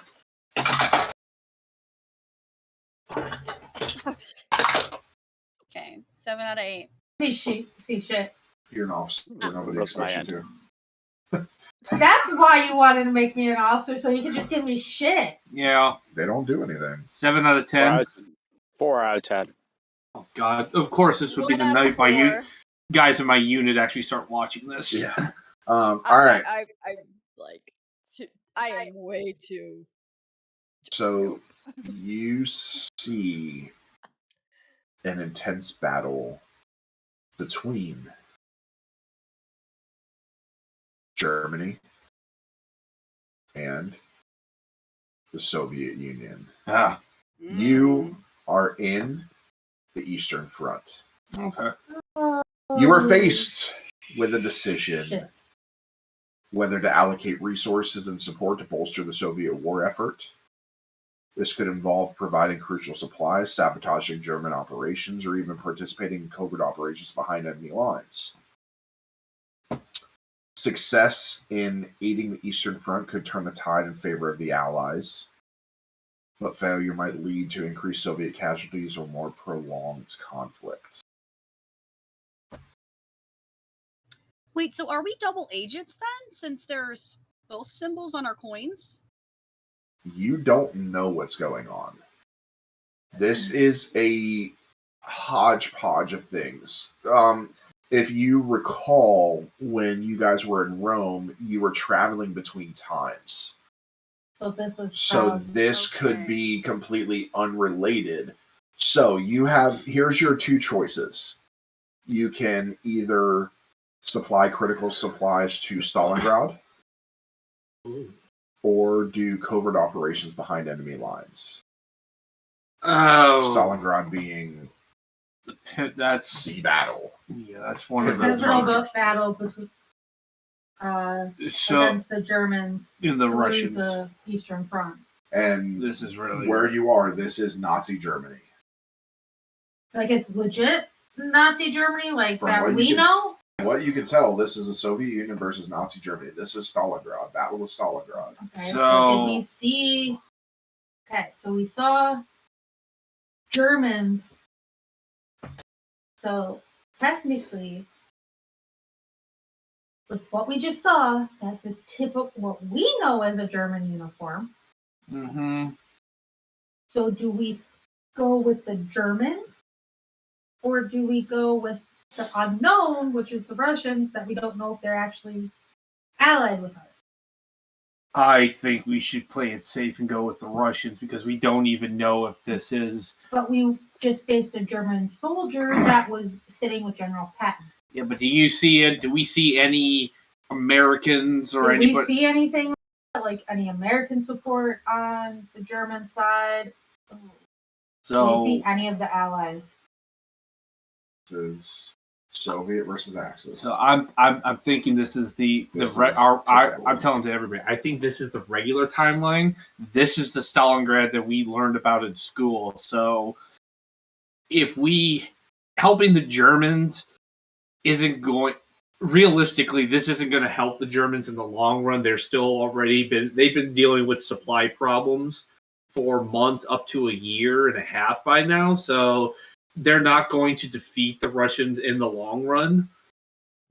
We're better off just continuing the history as it is and just aid the Russians and help push the Germans and aid in the complete capitulation of the German Sixth Army. Because the Germans, if this is what I think it is, and the same Germans we know, they're committing all kinds of atrocious war crimes right about now. Yeah. So, do we really want to help the No. Einzgruppen? Just a little bit of raping and pillaging. Oh yeah, never mind yeah. the. Mass Killing of murders. children. Yeah, forget about that. Yeah, Setting people on fire. So Yeah, we so- go the the Soviets. Russians. We got Yeah. the Russians. Yep. Okay, well, either one is helping the Russians, technically. Yeah. So do you want to supply critical supplies to Stalingrad or do the covert operations to take down Nazi Germany? We don't- might as To destabilize the German war effort. we're better off just giving the Russians supplies because there was a point in Stalingrad where the Russians may almost lost it. So we're better off giving them the supplies and keeping them going because again, winter is going to set in. The Germans aren't as prepared as they should have been, and their supply lines are already overstretched at this point. So helping the Russians hold out is the best way. That's what actually happened. The Russians were just able to hold out. Yeah, but if we can. But we're in a place where obviously history for you two is not what it's supposed to be. They could be better off than we think. Exactly. Yeah. So do we want to do the covert option and give the Russians a helping hand on German, where the because yes, we can give them all the supplies, but it's still going to last the same length, if not longer. Where if we give them go behind the lines and spy, we can give them the German war plans and movements and stuff, so then they can end this faster. That might work. I mean, The Russian- honestly, So do we want to I do go the for slow covert. approach I do or too. the covert I approach to get it just done and over with? I agree. Let's do it the covert. Okay. You guys ready? It's on All right, y'all. Kara? Nikki Bowles, So- I say covert. Covert. Okay. Okay, and just because you didn't do it before, I want all of you to roll perceptions on yourselves. Oh, Oh boy. Because we did not look at tabbing. On what? At tabs. What's that? For Tabs. 9 out of 10. Shoulder tabs. huh? We didn't look at our Shoulder uniforms. tabs. Yeah, You looked at ranks, that's it. Everybody, what was it? 4 out of 8. Mine was a 6. 9 out of 10. 4 out of 10. Okay. 2 out of 4. No, I said 9 out of 10. What I just posted is your tab. Okay. Oh, really? Fuck, we're Rangers? God damn it. As far as you can tell. I'm so lost. So this is 2nd Battalion Rangers. They were pretty big in World War II. Yeah. Okay, never mind. They were very overmanned in World War II, but they were the most common special forces in World War II. At this point, they weren't really special forces, but if they're everywhere. They're not special. Yeah. But yes, you are Ranger tabbed. So you do have, from what you can tell, a little more advanced training. So I say we send in a small unit. So you're your unit. That's it. So it looks like we're going in and we're doing. Do I see anything else on my unit? I'm gonna inspect my uniform more to see if I notice anything else that could give us an advantage for covert. You do not. I see my ring. Everybody else's uniform in depth and see if I notice anything that could give us an advantage. Everybody's uniforms look pretty normal. You are in your greens. All dress. So I look around, like, everybody check your equipment for what you have, weapons and other stuff that could aid us there. We're gonna have to do some. I look and make sure that I have at least a weapon. Yes. Yeah, same. You do. You all have holsters on your hips. Ooh. As you remove it, you see the beautiful German Luger. Okay, Wait, so what? German pistols. Oh God! I think I'm getting an idea. I look at it, it's like, what do we have Lugers for? Okay, take your finger off the trigger first. Take your booger hook off the trigger. I'm holding it up. I'm like, why the? I look at it, it's like, why do we have Lugers? We're not the German army, are we? And actually, Ham and Kara, you do not have Lugers. What do we have? You remove yours. You have a beautiful, one of my dream guns, Colt 1911. Honey, you want to switch? Want to trade? I know this gun. You get the idea that officers in wherever you are, they get better guns. I kind of go like this. I'm like, no, mine. Oh. I holster And my I Luger. holster my. Okay, and these are the old school leather open holsters that everything just kind of floats. I'm a different rank than him, right? I'm a lower rank. I'm gonna check mine. Yes, but yours is still Luger, and you're still enlisted. Do I have a primary weapon, like a? I will say. Are we in dress or like the pinks and greens, or you're are we in pinks and greens? Oh, okay. So we're gonna stand out like sore thumbs. You're in pinks and greens, boys. Okay, everybody. We're gonna if we're gonna do some behind the line sabotage I'm missions. gonna look and see. Unfortunately, this is gonna be morbid, and I am sorry. I know what you're gonna do. Make a perception check. Gotta do what you gotta do. It's war. What would Patton do? 3 out of 8. Patton would kill somebody just for their uniform. Yeah, 3 out of 8. Okay. You don't see much. Even at this point, mortars, planes flying overhead. I'm gonna Sure. I'm gonna look around and see if I can find another hole, like kind of 7 like a out of mortar 8. hole to kind of dive into. Okay. Right now. See if I can Just find kinda any randomly bodies. dive into a mortar hole. See if I can find any bodies. What'd you get, Elliot? 7 out of 8. Okay. Sorry for those watching this, but this is World War II. This is one of the most brutal wars in history. So, Elliot, you're looking around, and now that you notice it, there is a smell that Chris, Cara, and Elliot, you're not used to. Burnt flesh I have. But It's more blood and these two, it is the smell of decaying flesh. Oh, okay. I know what that. It is the scent that lingers, and Elliot, you guys can smell it, but Elliot, it makes you queasy because you're not sure what it is. Yeah. And you look over, and there is a pile of bodies, probably about 5 feet high, of dead bodies that probably been there a month. I mean, they weren't really cleaning up bodies. Not on the Eastern Front. Yeah, guys, I know this is going to be extremely disgusting.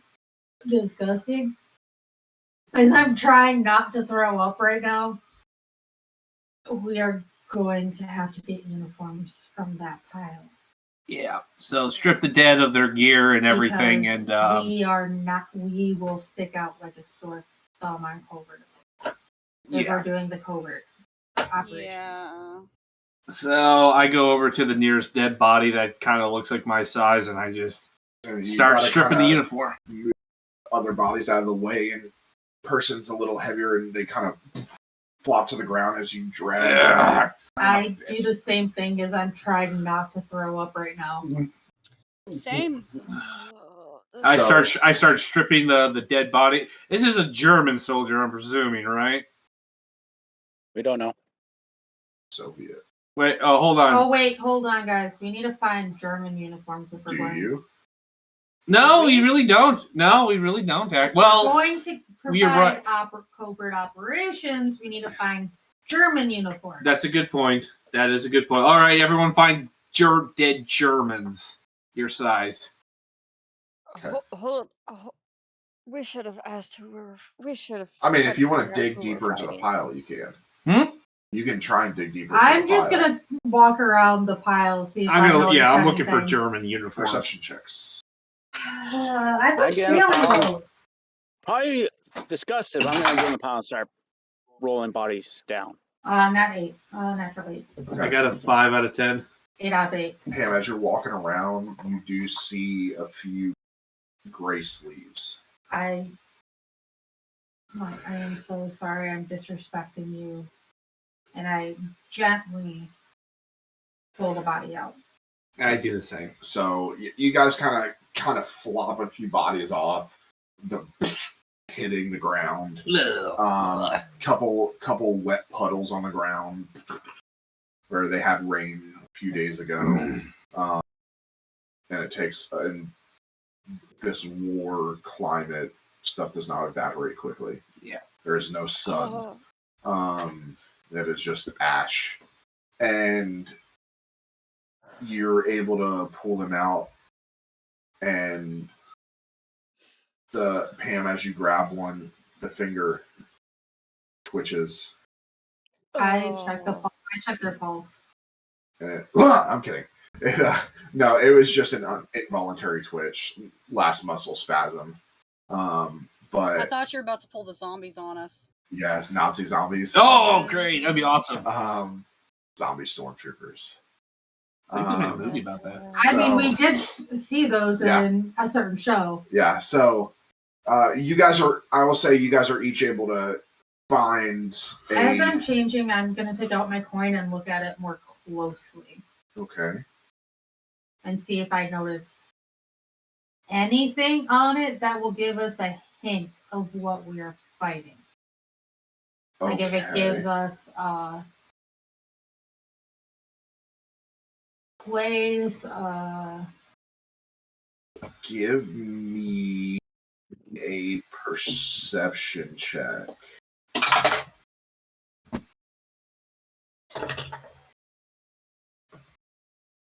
We'll let Pam do all this when she's got the worst rolls. Because she knows the most about all this. Besides Ben. I got a natural 1. Oh, great. It breaks. I'm kidding.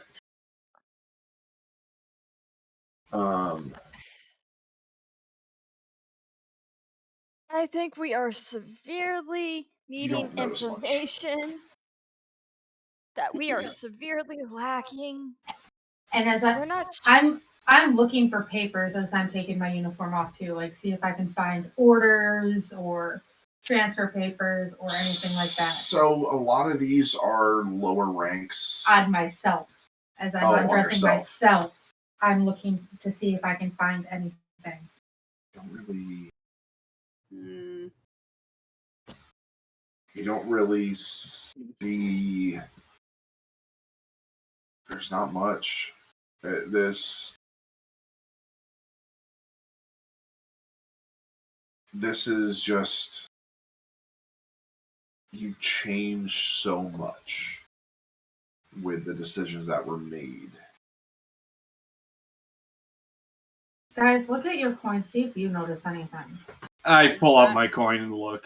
Okay. I'm gonna look too, because I'm. I figured they can look, so I'm just gonna 8 out of 10. pray to my deity. Okay. That is a Deities. 1 out of 4. So Bev's the only one that sees this. That's perfect. You see, now that you're looking at it closer, you see behind that mix of the Allied and Axis symbol, there looks to be grotesque wings behind it. Uh-oh. Uh-oh, what? I hold the coin till there and I point to Pam. Look behind the symbol. I look at my coin and I look behind the symbol. Perception check. I'm gonna try and do the same. Natural 8! You see it. You see the grotesque wings. Not sure what it means. I looked at Ben and I'm like, what does it mean? I don't know. Something with fucked up wings. That's all I can see. Is it like is there wings? Are they? Is there any like inscriptions on there? No, just I turn it over to look at the back. on the back you just see glowing eyes. Okay. So we don't know shit. Etched into the wings though, you can see this with that natural. There is a symbol of the Third Reich etched into the wings of the coin. Okay. I'm relaying this like so Whatever this. But we're helping guys Russia. now? But we're I don't helping know. Russia. I think we're Yeah, I don't know. I don't know if this is. Well, when we went in, it seemed like it was over. Now it seems we're in the middle. So maybe. Coins But might help us go technically, incognito. I kind of look and see if I can see anything on the coin to let us go incognito before I put the uniform. That's what I'm thinking. I'm thinking the coins help. As you're looking, you hear those mortars, planes flying, and then you hear.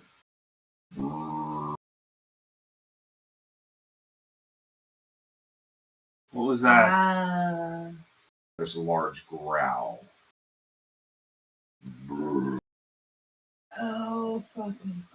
And it like echoes. I looked at the dead bodies and hopefully, is there on there?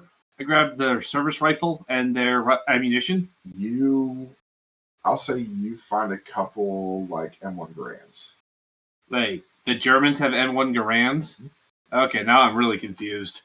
I'm like, okay, side note, everybody, this is really weird. I displayed the Garand. This is a great rifle. It's also not German, it's American, yet these Germans seem to have it. So are the Allies with Germany? I'm just Perception check. Yeah. As he's looking up, I'm looking up as well. Okay. Everybody go ahead and give me a perception check. 4 out of 8. 8 out of 8. 6 out of 10. 4. Oh God. You see. 8 out of 10. You figure out why the planes are flying so frequently. As out of fog from where that sound emanated, you see tall and grotesque, writhing tentacles, grotesque wings and the unmistakable emblem of the Third Reich etched into its monstrous form. Its eyes glow with an otherworldly malevolence, and it emits an unsettling aura of cosmic dread. This is Thul Cthulhu. I was Guys. gonna say Nazi Cthulhu. It is Nazi Cthulhu. Should we run? Yes. The Nazis have Cthulhu. We're all fucked. Everyone run. We're dressed as Nazis, aren't we? Yeah, but Okay, I don't know. You really think Cthulhu is gonna care about us? This is my favorite version of Cthulhu. I quickly put back on my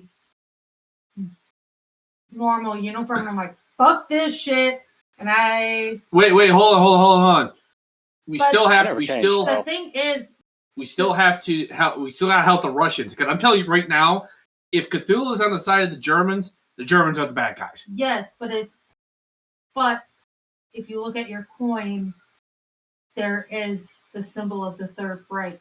Okay, so onto that wing.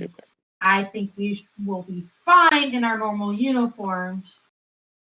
but we As you're talking to Ben, he disappears. Then Chris. What the fuck? Then Elliot. No. Then Kara. No. And we're done for the night. I'm kidding. Again. Then Pam. Oh, thank God! As you then appear,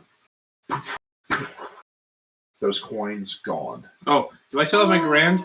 You do not. Damn it! But you look. You're not in a military uniform either. I look and see what uniforms I'm. What are we wearing? Are in those like underoos that you had in the comic book. Oh, hey! And as you do that, you all look up. Right in front of you is Thul Cthulhu. Ah! Fuck! Shit. I activate my suit. I need everybody to roll initiative. I activate Hey. my suit real quick. Ah. Fuck, I thought you said there was gonna be none of this shit. Trust me. No. That was our first mistake, Hanny. Yeah. What are we rolling? D12? Yeah.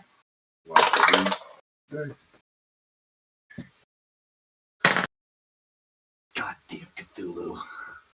Dude, this is Nazi Cthulhu. This I is a dream know. for Does you. he have a little Hitler stash? Yes. This is a dream for you.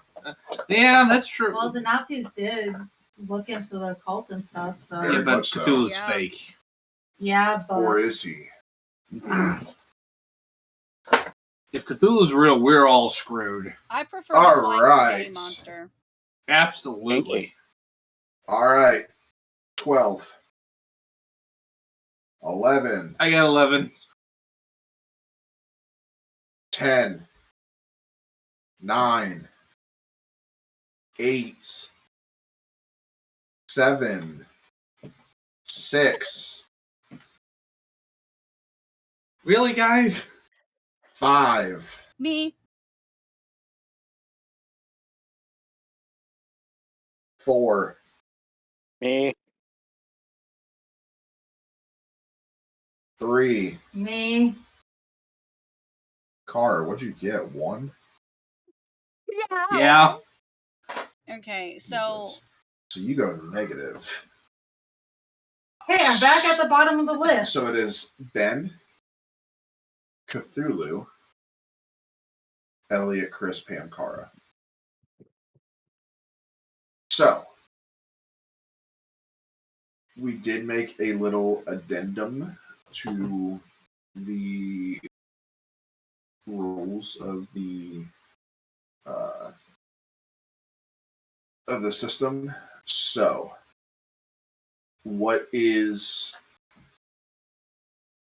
your movement speed is based on your rank in give me a second. It'll be based on your rank in reflex.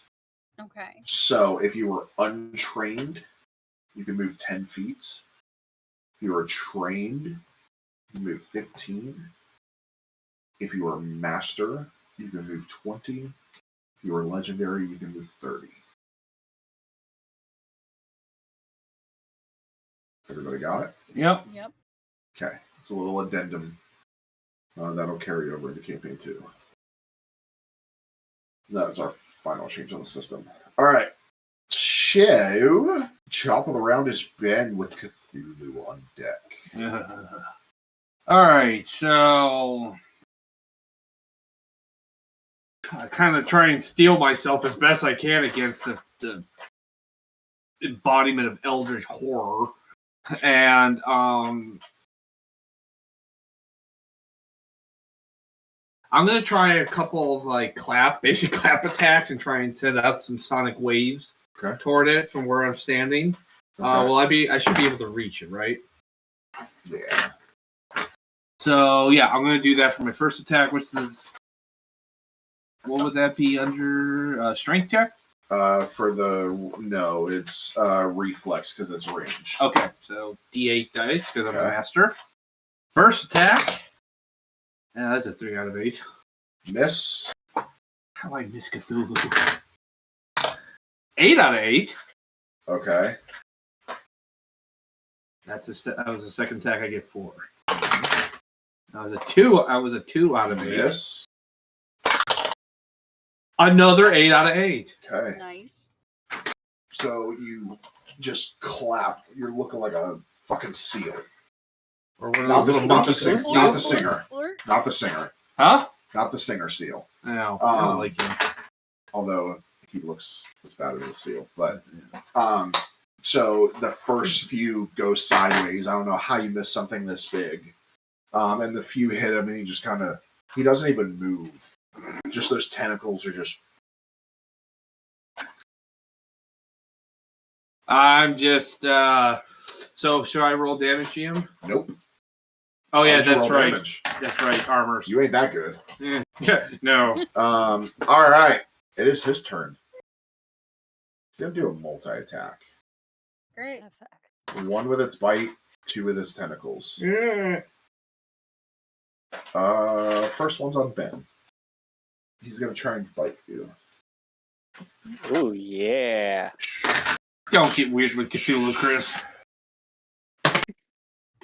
That Don't one get weird with misses. you. That's a 4 out of 10. Okay. So he goes to reach down to bite you. And in fighting, he's still pretty big. He's not as big as he was. Mm. But he's still about 15 feet tall. 15? Yeah. Okay.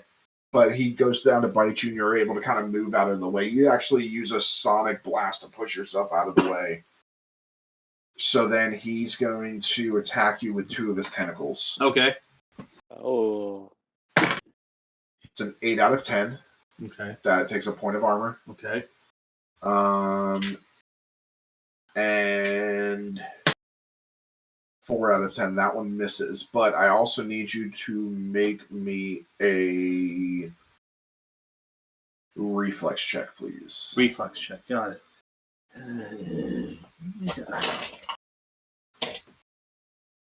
5 out of 8. Okay, you succeed. So it goes to bite you. You push out of the way, and he smacks you with one of the tentacles. And as you're moving by, he misses with that next one. All right, he gets one more action. Okay.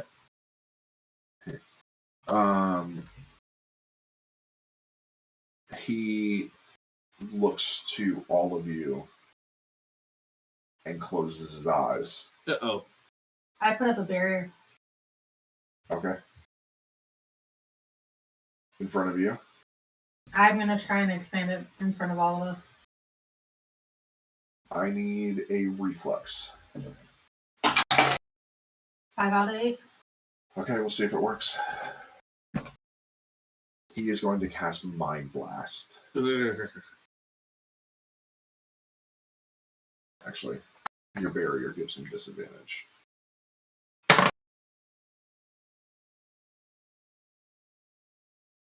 Fuck. Nice so try, honey. that, because it is a Mind Blast from Cthulhu, it is strong. That barrier gave him disadvantage, so he went to a D12. But everybody takes 1 point of armor as this wave hits each of you. I just kind of recoil in pain. And I need everybody to give me a charisma check, please. No, I'm just double checking because I did use a point of armor earlier, but then we put on our uniforms. With that 1 hit taken, am I at 4 or am I at 5 out of 6? I'll allow the new uniform. Well, you have you're good now because this is your costume now. Okay, so now I'm at 5 since I just took the hit. Yeah. 10 out of 12. 3 out of 12. Oh wait. 8 out of 10. Yeah. 5 out of 8. I rolled the wrong one, GM. Can I roll again, or can I just take the?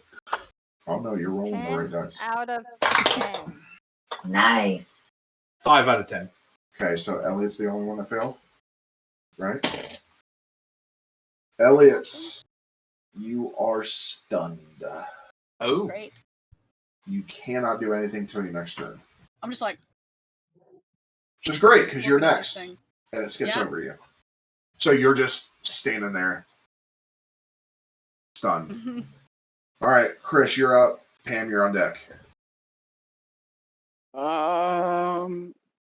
I'm gonna try. Okay. Dealing with Cthulhu.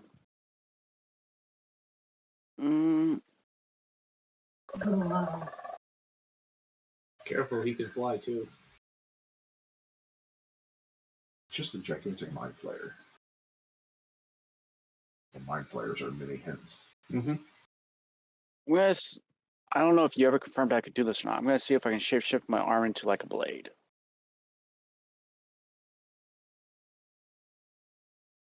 Okay. That's going to take 2 actions.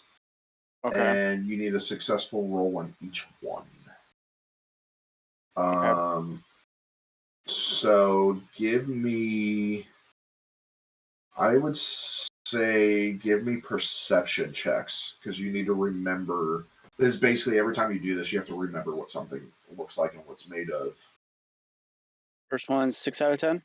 Okay, next one. Second one's 4 out of 10 because it went off my thing. So your arm goes into like baby arm, and your arm is now a dagger. Or it could be a butter knife. You basically have baby Deadpool arm. Okay. I'm gonna run with it. How far away is he from me? About 30 feet. It's gonna take both my remaining actions to get up to it. What is your 15? Okay, so you can only move up to 15. So in your entire thing, it takes an action to move, but you can only do your max movement unless you take your other action, your last action, to dash, which then gives you half of your full movement, but your next melee attack is made at disadvantage. Don't want to do that because you're out of breath. Right. So I'm gonna. So you can move 15 feet and then hold. I'm gonna have to do that, which holds my last action. Okay. All right. Pam, you're up. Car's on deck. So I'm gonna blast him. Okay.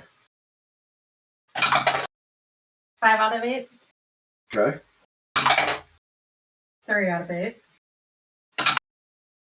6 out of 8. Okay. Is that a 1? Is that a 1? Roll damage, please. I'm kidding. You lose a point of armor. Damn it! Wait. I have 6 armor? Yeah, 5.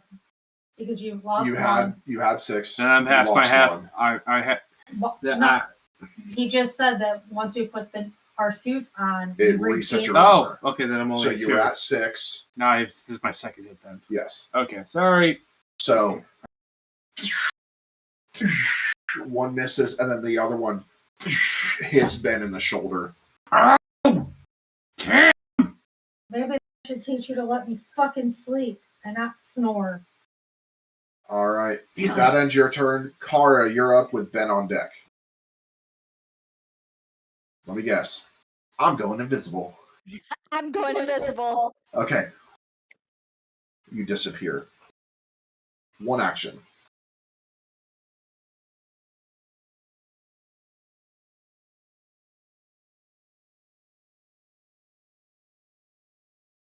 I'm trying to think here. How far away is Cthulhu from us? 30 feet. 30 feet. Okay.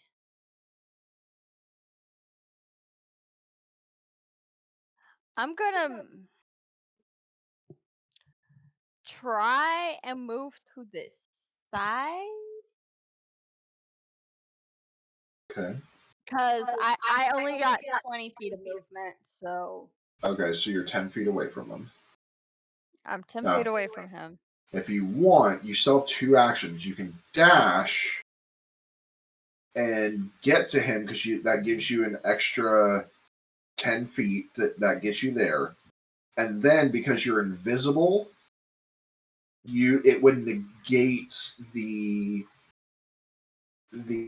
disadvantage and put you at a regular attack. Because your invisibility gives you advantage. Being winded gives you disadvantage, so it would negate each other. And it would be a normal attack. Right. Sorry, everybody.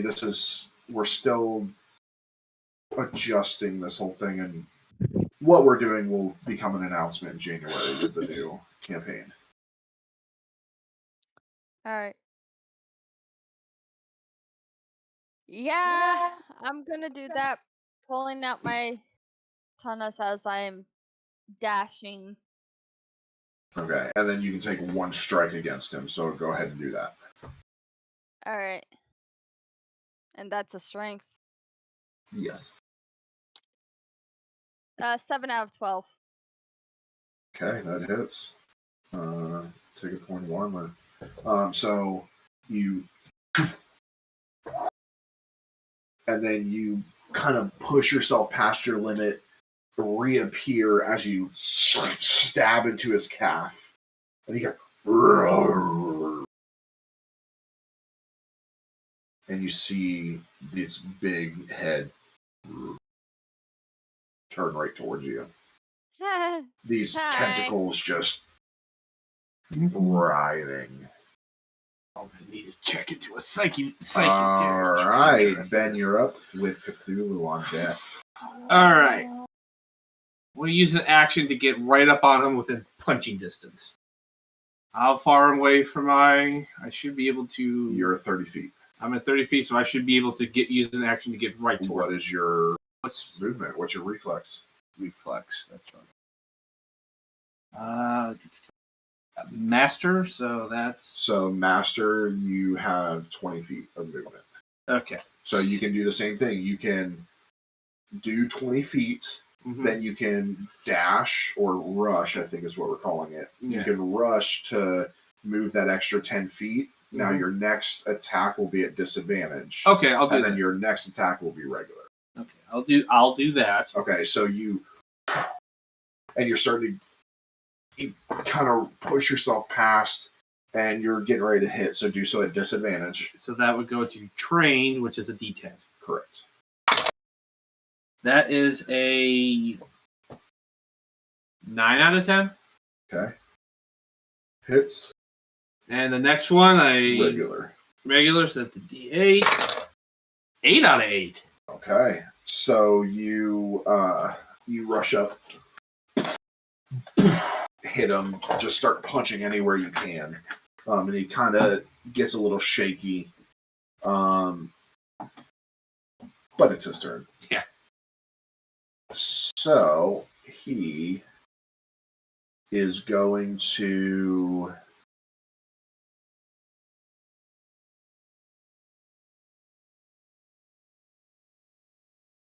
He's going to multi-attack you. Okay. Do I see this? Yeah. Yeah. I'm going to put a barrier up in front of Ben. Okay, so it gives him disadvantage. Okay. Misses the bite. Okay. Trying to bite me. Tentacle attack hits. 1 point of armor. So now I'm at half health. I have armor. That one misses. So the bite misses, but that tentacle, just like before. All right, I need you to make me a charisma save, please. Charisma save. 10. And dare you. Ew, that's a 4 out of 10. You are paralyzed. Oh, from like the waist down or the hip or the Your entire body. Oh, I can't. Cthulhu's tentacles are poisonous. Oh. All right, that ends his turn. Elliot, you're unfrozen. Okay. So that'll be until your next turn. So you'll lose your next turn. Okay. Now, really quick, remind me how my precognition works. Does that just give me advantage when I use it? Correct. It'll take an action, give you advantage on your next attack. Okay. So in that case, what I'm actually gonna do, how close do I have to be to throw grenades? 15 feet. How far away am I from it right now? 30 feet. Okay, I'm gonna close the distance. Okay, so your movement is 15. Yeah, it's 15. I'm trained. Okay, so it's gonna take an action to move there. Mm-hmm. It'll take an action for your precog. No, I'm not gonna use it because I use technology for my grenades, right? Okay. Yes. And I'm already legendary for that, so. Okay. Well, you still get advantage. It would just be 2d12. Or 2d4 to see. Gives you a better opportunity to crit. And that, do I use 1 or 2 for that? Well, you can use 1 and just roll it twice. But for precog, is that just 1 action or is that precog is 1 action? Yes. Okay, I'll do precog. Okay. And then you're gonna throw the grenade. Yes. Okay. So go ahead and roll for technology for throwing your grenade, and it's a normal grenade. I'm using incendiary grenades. Okay. Try to burn it. All right, roll me damage. That's 2d6. Ooh, calamari, poison calamari. That's 2d6. I got a 2 and a 1. So 3. Wow. And I'm gonna do the same thing for my last one. Okay. Did the crit give me anything? Because it was a 4 out of 4.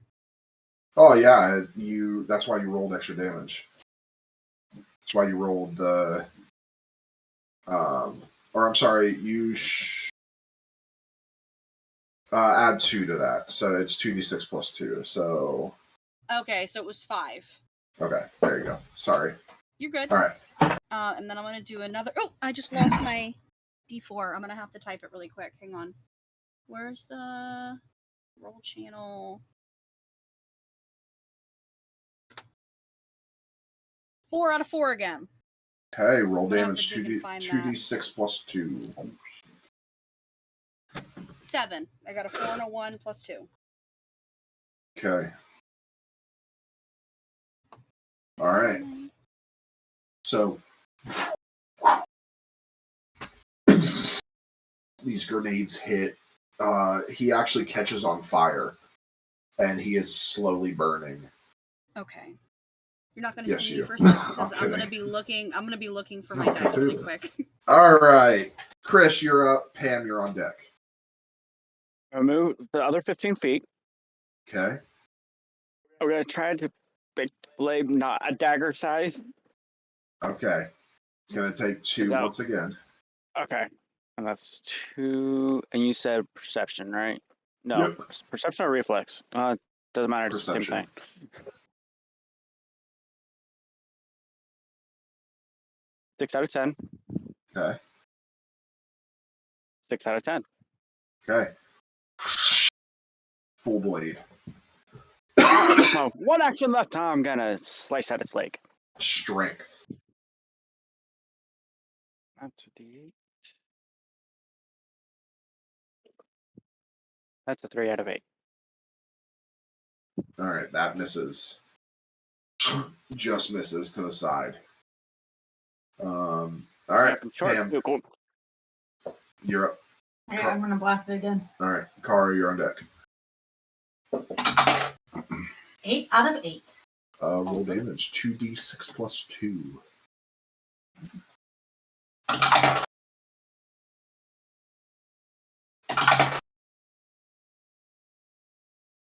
$13. Jesus. Nice. Okay. As I'm on the ground, not being able to move. Go get money! No, you're stunned. You can't speak. All right, roll damage again. 2d6 plus 2. Paralyzed. Yeah, I paralyzed him for a reason. No more moral support. That's it? He just couldn't take it. We all know it. Hey. Okay. 3 out of 8. Miss. And 2 out of 8. Miss. So, 2 massive ones explode off, and then the 2 other ones go off to the side. Well, because I'm also worried about Ben, so I'm pissed, and then I'm like, All right. So that ends your turn. Kara, you're up. Ben, you're frozen. Alright. I'm going to go invisible.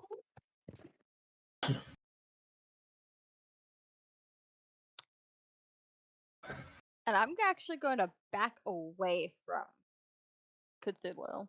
Okay.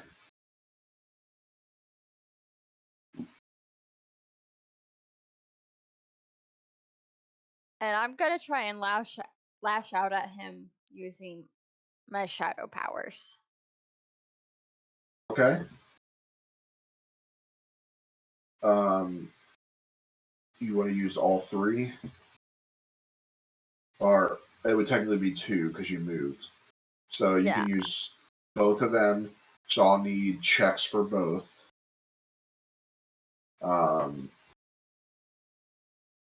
Let's do reflex on those. Reflex? Okay. 7 out of 8. Okay. Roll damage. Which is a D6 D6 plus 2. plus 2. So 6 damage. And then second one is a 5 out of 8. Hits, roll damage again, D6 plus 2. Which is 4. Okay. So the darkness kind of wraps around him and kind of cinches in a little bit. You are still stuck. Yep. But that's going to end after this one. It is Cthulhu's turn. You gonna step on me? Yeah. Oh. He's going to sit on you. Oh, God. Cthulhu's going to take one of his actions to inhale, and you see all that darkness that Kara pushed.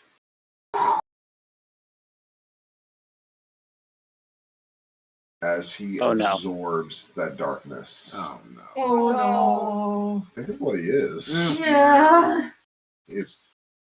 I was born in the darkness, molded by it. Okay, Cthulhu Bane. Bane Thulu. Bane Thulu. Oh, God. So he is that's going to give him advantage on his next attack, which is against Ben. No. Actually, no, it's going against Kara. He's pissed. I'm gonna put the barrier up he on Kara. He didn't like me. Okay, so all right, so he had advantage, but your barrier is going to give him disadvantage, which makes it regular. 7 out of 10. That is a bite against you, Kara. I'm going to use my action to go invisible. Okay. I will say he's still going to hit you. but it'll give that invisibility will give him disadvantage on his next attack. Okay, so you still lose a point of armor. Okay. Now he gets 2 attacks with the tentacles. And the barrier's still up to where I thought. Now that I don't see it, as long as she still... doesn't move. That still hits 7 out of 12. Point of armor. Oh God.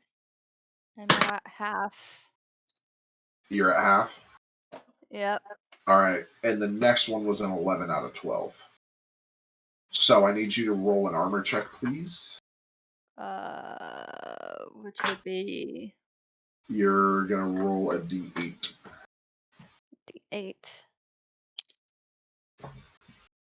Oh, son of a bitch! That was a nat 1. Ugh.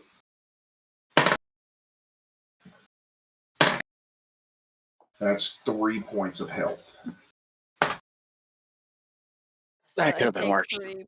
Oh yeah, I 3 rolled well points on the of health. d6s. I was a 2 and a 1. As that tentacle hits you.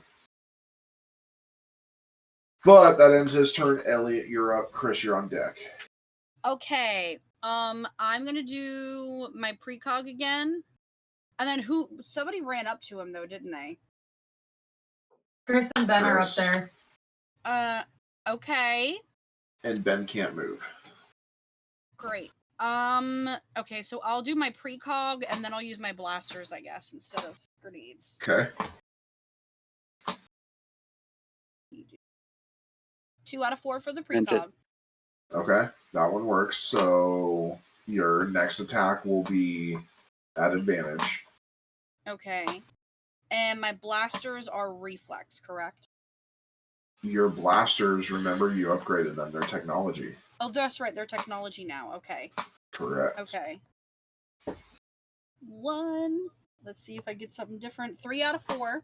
Thanks to my advantage. Lucky for you. All right, roll damage. 2d6. Okay, so it's 8 plus 2, which is 10. Because I got. No, it's not. 3. It's not. Oh no, plus I'm sorry. 2. It's just 2d6. 8, sorry, just 3. 8, yeah. Okay. Yeah, 5 and then a 3. Okay. And next attack. Yep, I'm gonna do it again. 4 out of 4. Okay. That This one is one a I had 2d6 to, right? plus 2. Okay. Correct. Because your legendary is normally 2d6. That's 6 When because you- I got a 2 and a 2. Okay. And then I get 1 more. No. Hold No? on. Yes, you do. Oh. Sorry. Yeah. So that was 3 out of 4. Okay. Roll damage. 3. Okay. These blasters just pound him. I pounded. He's looking hurt. Chris, you're up. Pam, you're on deck. I'm gonna be trying to cut his ankles. Okay.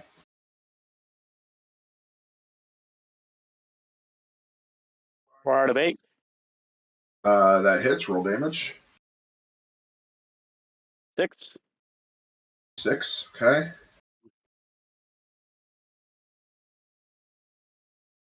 Oh crap! I have my worst fear. Oh So no! 1. Okay. Roll damage. Oh, this is gonna hurt. 7. I did more damage to myself. Okay. As you swing, his tentacle wraps around you and snaps and rips. Ow. You take a point of armor and 7 damage as he rips your arm off. As my wife does not react at all. Sure hope you can You turn got into a your chameleon. arm ripped off?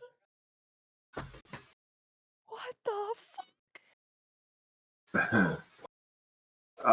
Really? Hold So on. that and I have that ends your 2 turn. actions. Well, I mean, I guess you can do stuff. You have nothing to attack with. But...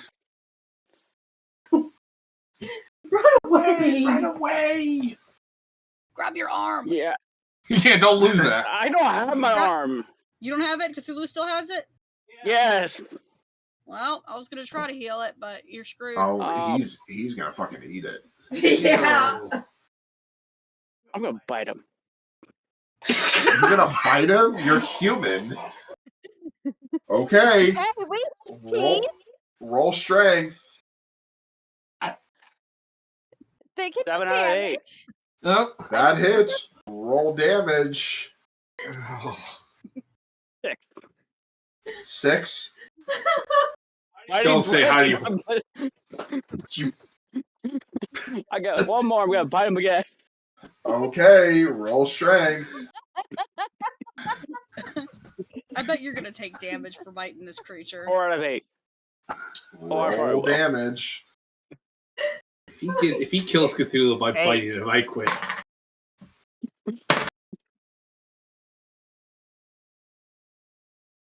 You take 6 points of damage as his poison blood enters your fucking bloodstream through your mouth.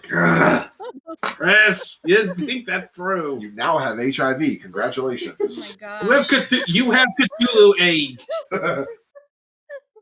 All right. That ends your turn. I'm not gonna think straight. With a missing arm. Like a fucking zombie. I'm not gonna think straight. I'm sorry. Zombie that's about to climb on the short bus. Fucking chihuahua. All right. That ends your turn. Pam, you're up after seeing this with Kara on deck. Traumatized for life. What the fuck?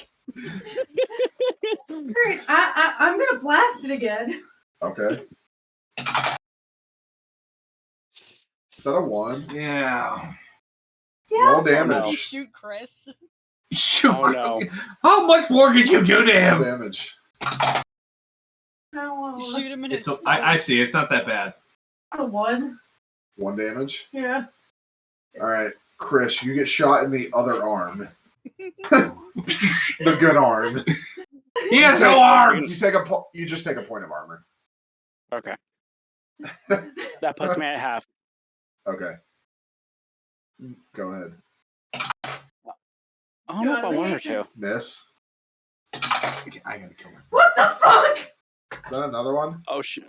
Oh shit. If that dice shield gets any fuller, we're gonna have to call a prison reform about overcrowding. Roll damage. What is it? A 2. Okay. Ben, you get hit. Ow! I rolled the dice Yes! for it. Okay. Oh wait, So sorry, you take not a that point arm. of armor. Yes! You're at half armor, right? So Yeah. I need you to roll your armor check.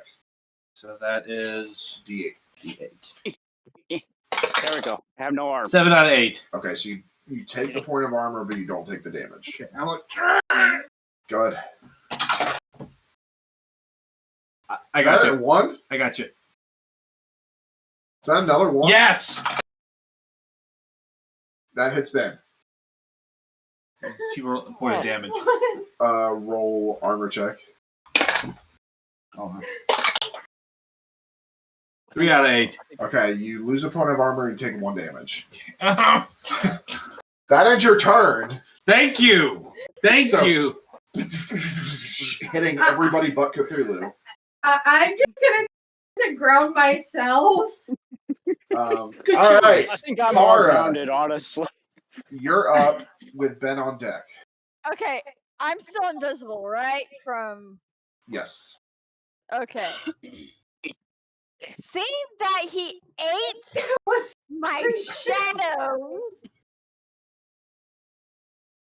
I am just going to run back up to him with my dual katanas. Okay. Advantage on the first attack, regular on the second. You see the tentacle wrapped around Chris's arm, getting ready to shove into his mouth. That was a 6 out of 10 on the first Okay, one. roll damage. That was a 1. 1 damage. Okay. All right. Second attack is a 2 out of 12. Okay, that misses. 1 more. I'm gonna go back invisible. Okay. Disappear. All right. Benjamin, you're up. Okay, I'm just Cthulhu on deck. all right. I'm still on the ground. I'm on the ground, right? Yep. First action, I'm going to take my fist and I want to slam it down on its foot. Okay. 8 out of 8. Okay, roll damage. Ben's pissed right now because I hit him twice. Why are you rolling 2d6? Oh, okay. No, I was about to say I'm Yeah. like, No, you're fine. so it's 2d6 plus 2? No. Oh, just 2d6? It's if you were legendary, it would be plus 2. Oh, okay, you're right. That was 8. Okay. So second one, I'm going to strike at where it's. I presume its knees are. Well, you got to stand up for that. Yeah, So that's going to take an action. Okay, so and I punch its knee. Okay. Where I presume its knee is. Okay. 4 out of 8. Okay. Roll damage. And that is just a d6 plus. D6 plus 2. That's a 6. That's an 8. Okay. My final one, I'm just where I presume its genitals are, or where the human equivalent of the right in front of your face. I'm going to just. Okay. Oh yeah, he wants to. That is a 5 out of 8. That hits. Roll damage. He's gonna pound them hard. 8. Okay. How do you want to do this? So I'm just pissed because somebody keeps shooting me. I noticed Chris is missing an arm and he somehow got his jaw locked onto Cthulhu. I'm just like, first hit, right on top of its foot. I get up and I just slam right into where I presume its knee. I'm just going to where I think that if I'm hitting somebody, if someone's hitting me, this is going to hurt. And finally, I just uppercut right to where I'm presuming again, where the genitals are, for the men are.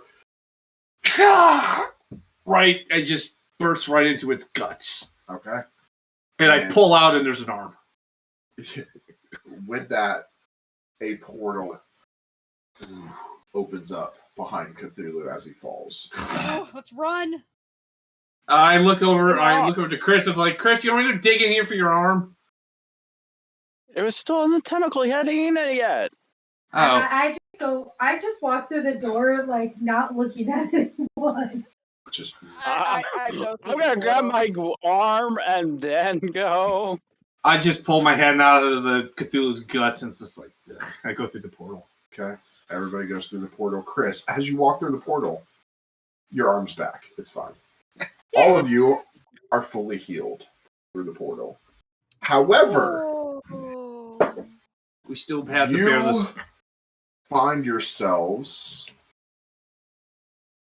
surrounded by the vast emptiness of space, Oh no. with Earth hanging in the distance like a blue and white marble.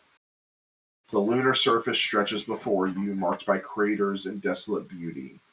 In the near distance, the Apollo lunar module rests on Moon's gray surface, and the American flag proudly waves in the low lunar gravity. The sun casts long shadows across the lunar landscape, creating a surreal and awe-inspiring scene. This pivotal moment in human history, the moon landing, is frozen in time before you. You are all in spacesuits, so you can breathe. Okay. Hey, look, Are we on hey, the moon or are we out, like, No, floating you're- out in space? You're on the moon. I looked at everybody like, hey, look. Arm. I looked at everybody, hey, guys, this wasn't a conspiracy theory. We actually did go to the moon. You look around, you're on a soundstage. Damn. Imagine. I'm like just, this, I'm just feeling my arm going, making sure it's real. I looked at Chris. I'm like, what possessed you to bite Cthulhu? The It's the goblin person in him. above my head. I'm just The goblin putting my biting head it. down, like, I'm trying to be very I mean, small. your wife shot me. She shot me too. Don't take it personally. I'm sorry. Okay, let's look around and see what the fuck is going on and why we're on the moon of all places. I want to go over to the lunar jump. module and try and see if I look at her. I'm looking at my spacesuit. It's American. I want You to see have the how high American I can flag. jump. Says NASA, American flag. All that. Okay, cool. Chris, you float away, Bye, Chris. and as you jump in the air, a comet rips your arm off. I'm kidding. So you make your way over to the lunar module. Suddenly, a sudden technical malfunction occurs, jeopardizing the success of the mission. You must decide how to address the issue. You can either attempt to fix it yourselves or contact mission control somehow for guidance. I don't know how to fix this shit. I Oh mean, yay! Well, I mean, I'm good with tech right now. Yeah, you're good. You're good with that. So Try. I don't know if the go for it, abilities transfer Elliot. over. Go for it, Elliot. It's best Alright. shot. We'll test it. See if my abilities transfer over. All right, so you want to try and repair it yourself?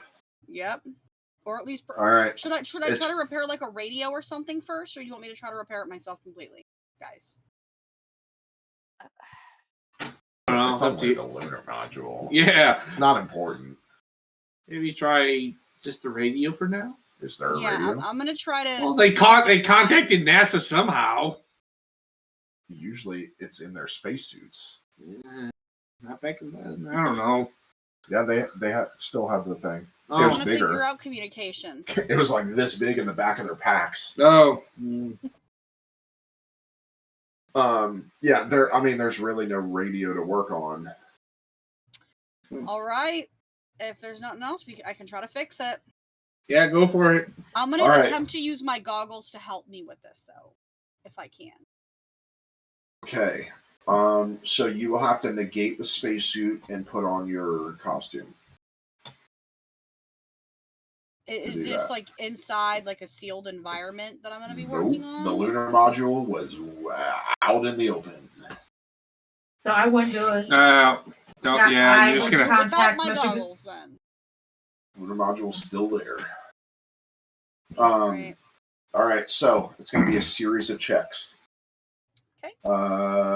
It's going to be technology checks. So give me the first check. 1. Give me another check. Not so well. 2 out of 4. I'm rolling. That's passing. That's 2. Don't be mad. You rolled 3 Give nat ones in a me row. Another check. 2 out of 4 again. And one more. 3 out of 4. Okay. If you would have crit failed another one, you would have lost. So, opting for self-repairs on lunar module, you embark on a hands-on approach to address the technical glitch. You use your skills and knowledge to troubleshoot and fix the issue, and you successfully resolve the technical glitch, ensuring that the lunar module functions optimally.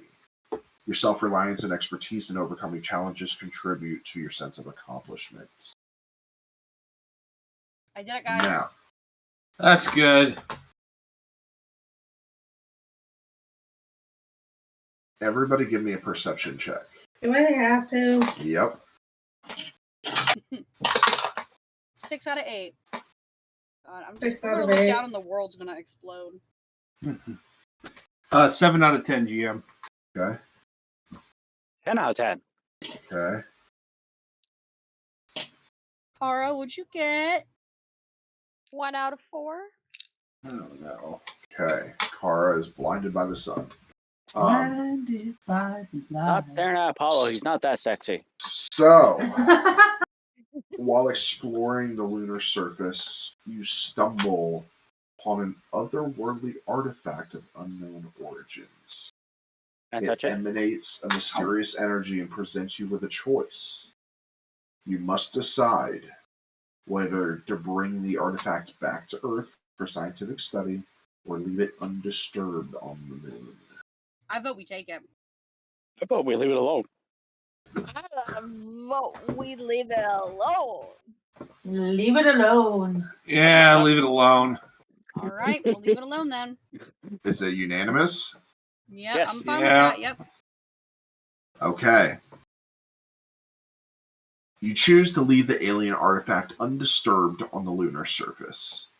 This option prioritizes the caution and respects the unknown nature of the extraterrestrial objects. By leaving the artifact untouched, you avoid potential risk and uncertainties that arise from bringing it back to Earth. This decision, though, also means that the mysteries surrounding the extraterrestrial object remain unresolved, and any potential benefits or risks associated with studying it on Earth are forfeited. This is short-lived as a portal opens up. I stepped through. Okay. Everybody? Yep. As you walk through the portal, you find your clothes have changed once again. Most of you in leathers and cloths. You find yourselves in a familiar place, a small village. Mm-hmm. There are numerous children running around. Most look to be other species. A young woman approaches you and stands in front of you, her arms crossed. She has long black hair done in braids, her ears pointed slightly. Her clothes look tattered but not in disrepair, more like their work clothes. Goggles sit atop her head and a large gun sits on her hip. She looks to you and speaks. Who are you and what the hell are you doing here? And that's where we end tonight. Charlie. Yeah, So, sounds like it. I want to remind everybody that we are off for the next 2 weeks. We are taking our normal break in between the chapters, but we also have Thanksgiving is in a week. So we will be taking the 19th and 2 weeks? The next week. Yeah. So we will be taking the 19th and the 26th off. We'll be back on the 3rd for our final sets of chapters. So our final 3 episodes of Chronicles of the Damned, the final production for the year before campaign 2. So, this cliffhanger will stay here for 2 weeks. Yeah. Evil bastard. So, I want to thank everybody for watching. And as the pages of the Chronicles of the Damned close for now, the echoes of your adventures shall linger in the annals of time. May the tales you've woven inspire dreams and kindle the fires of imagination. Until we meet again, remember that the realms of wonder and mystery await your return. Farewell, brave travelers, until the next chapter unfolds in this ever-changing storybook. Safe journeys, and may destiny's embrace guide you onward. Good night, everybody. Good night. Bye.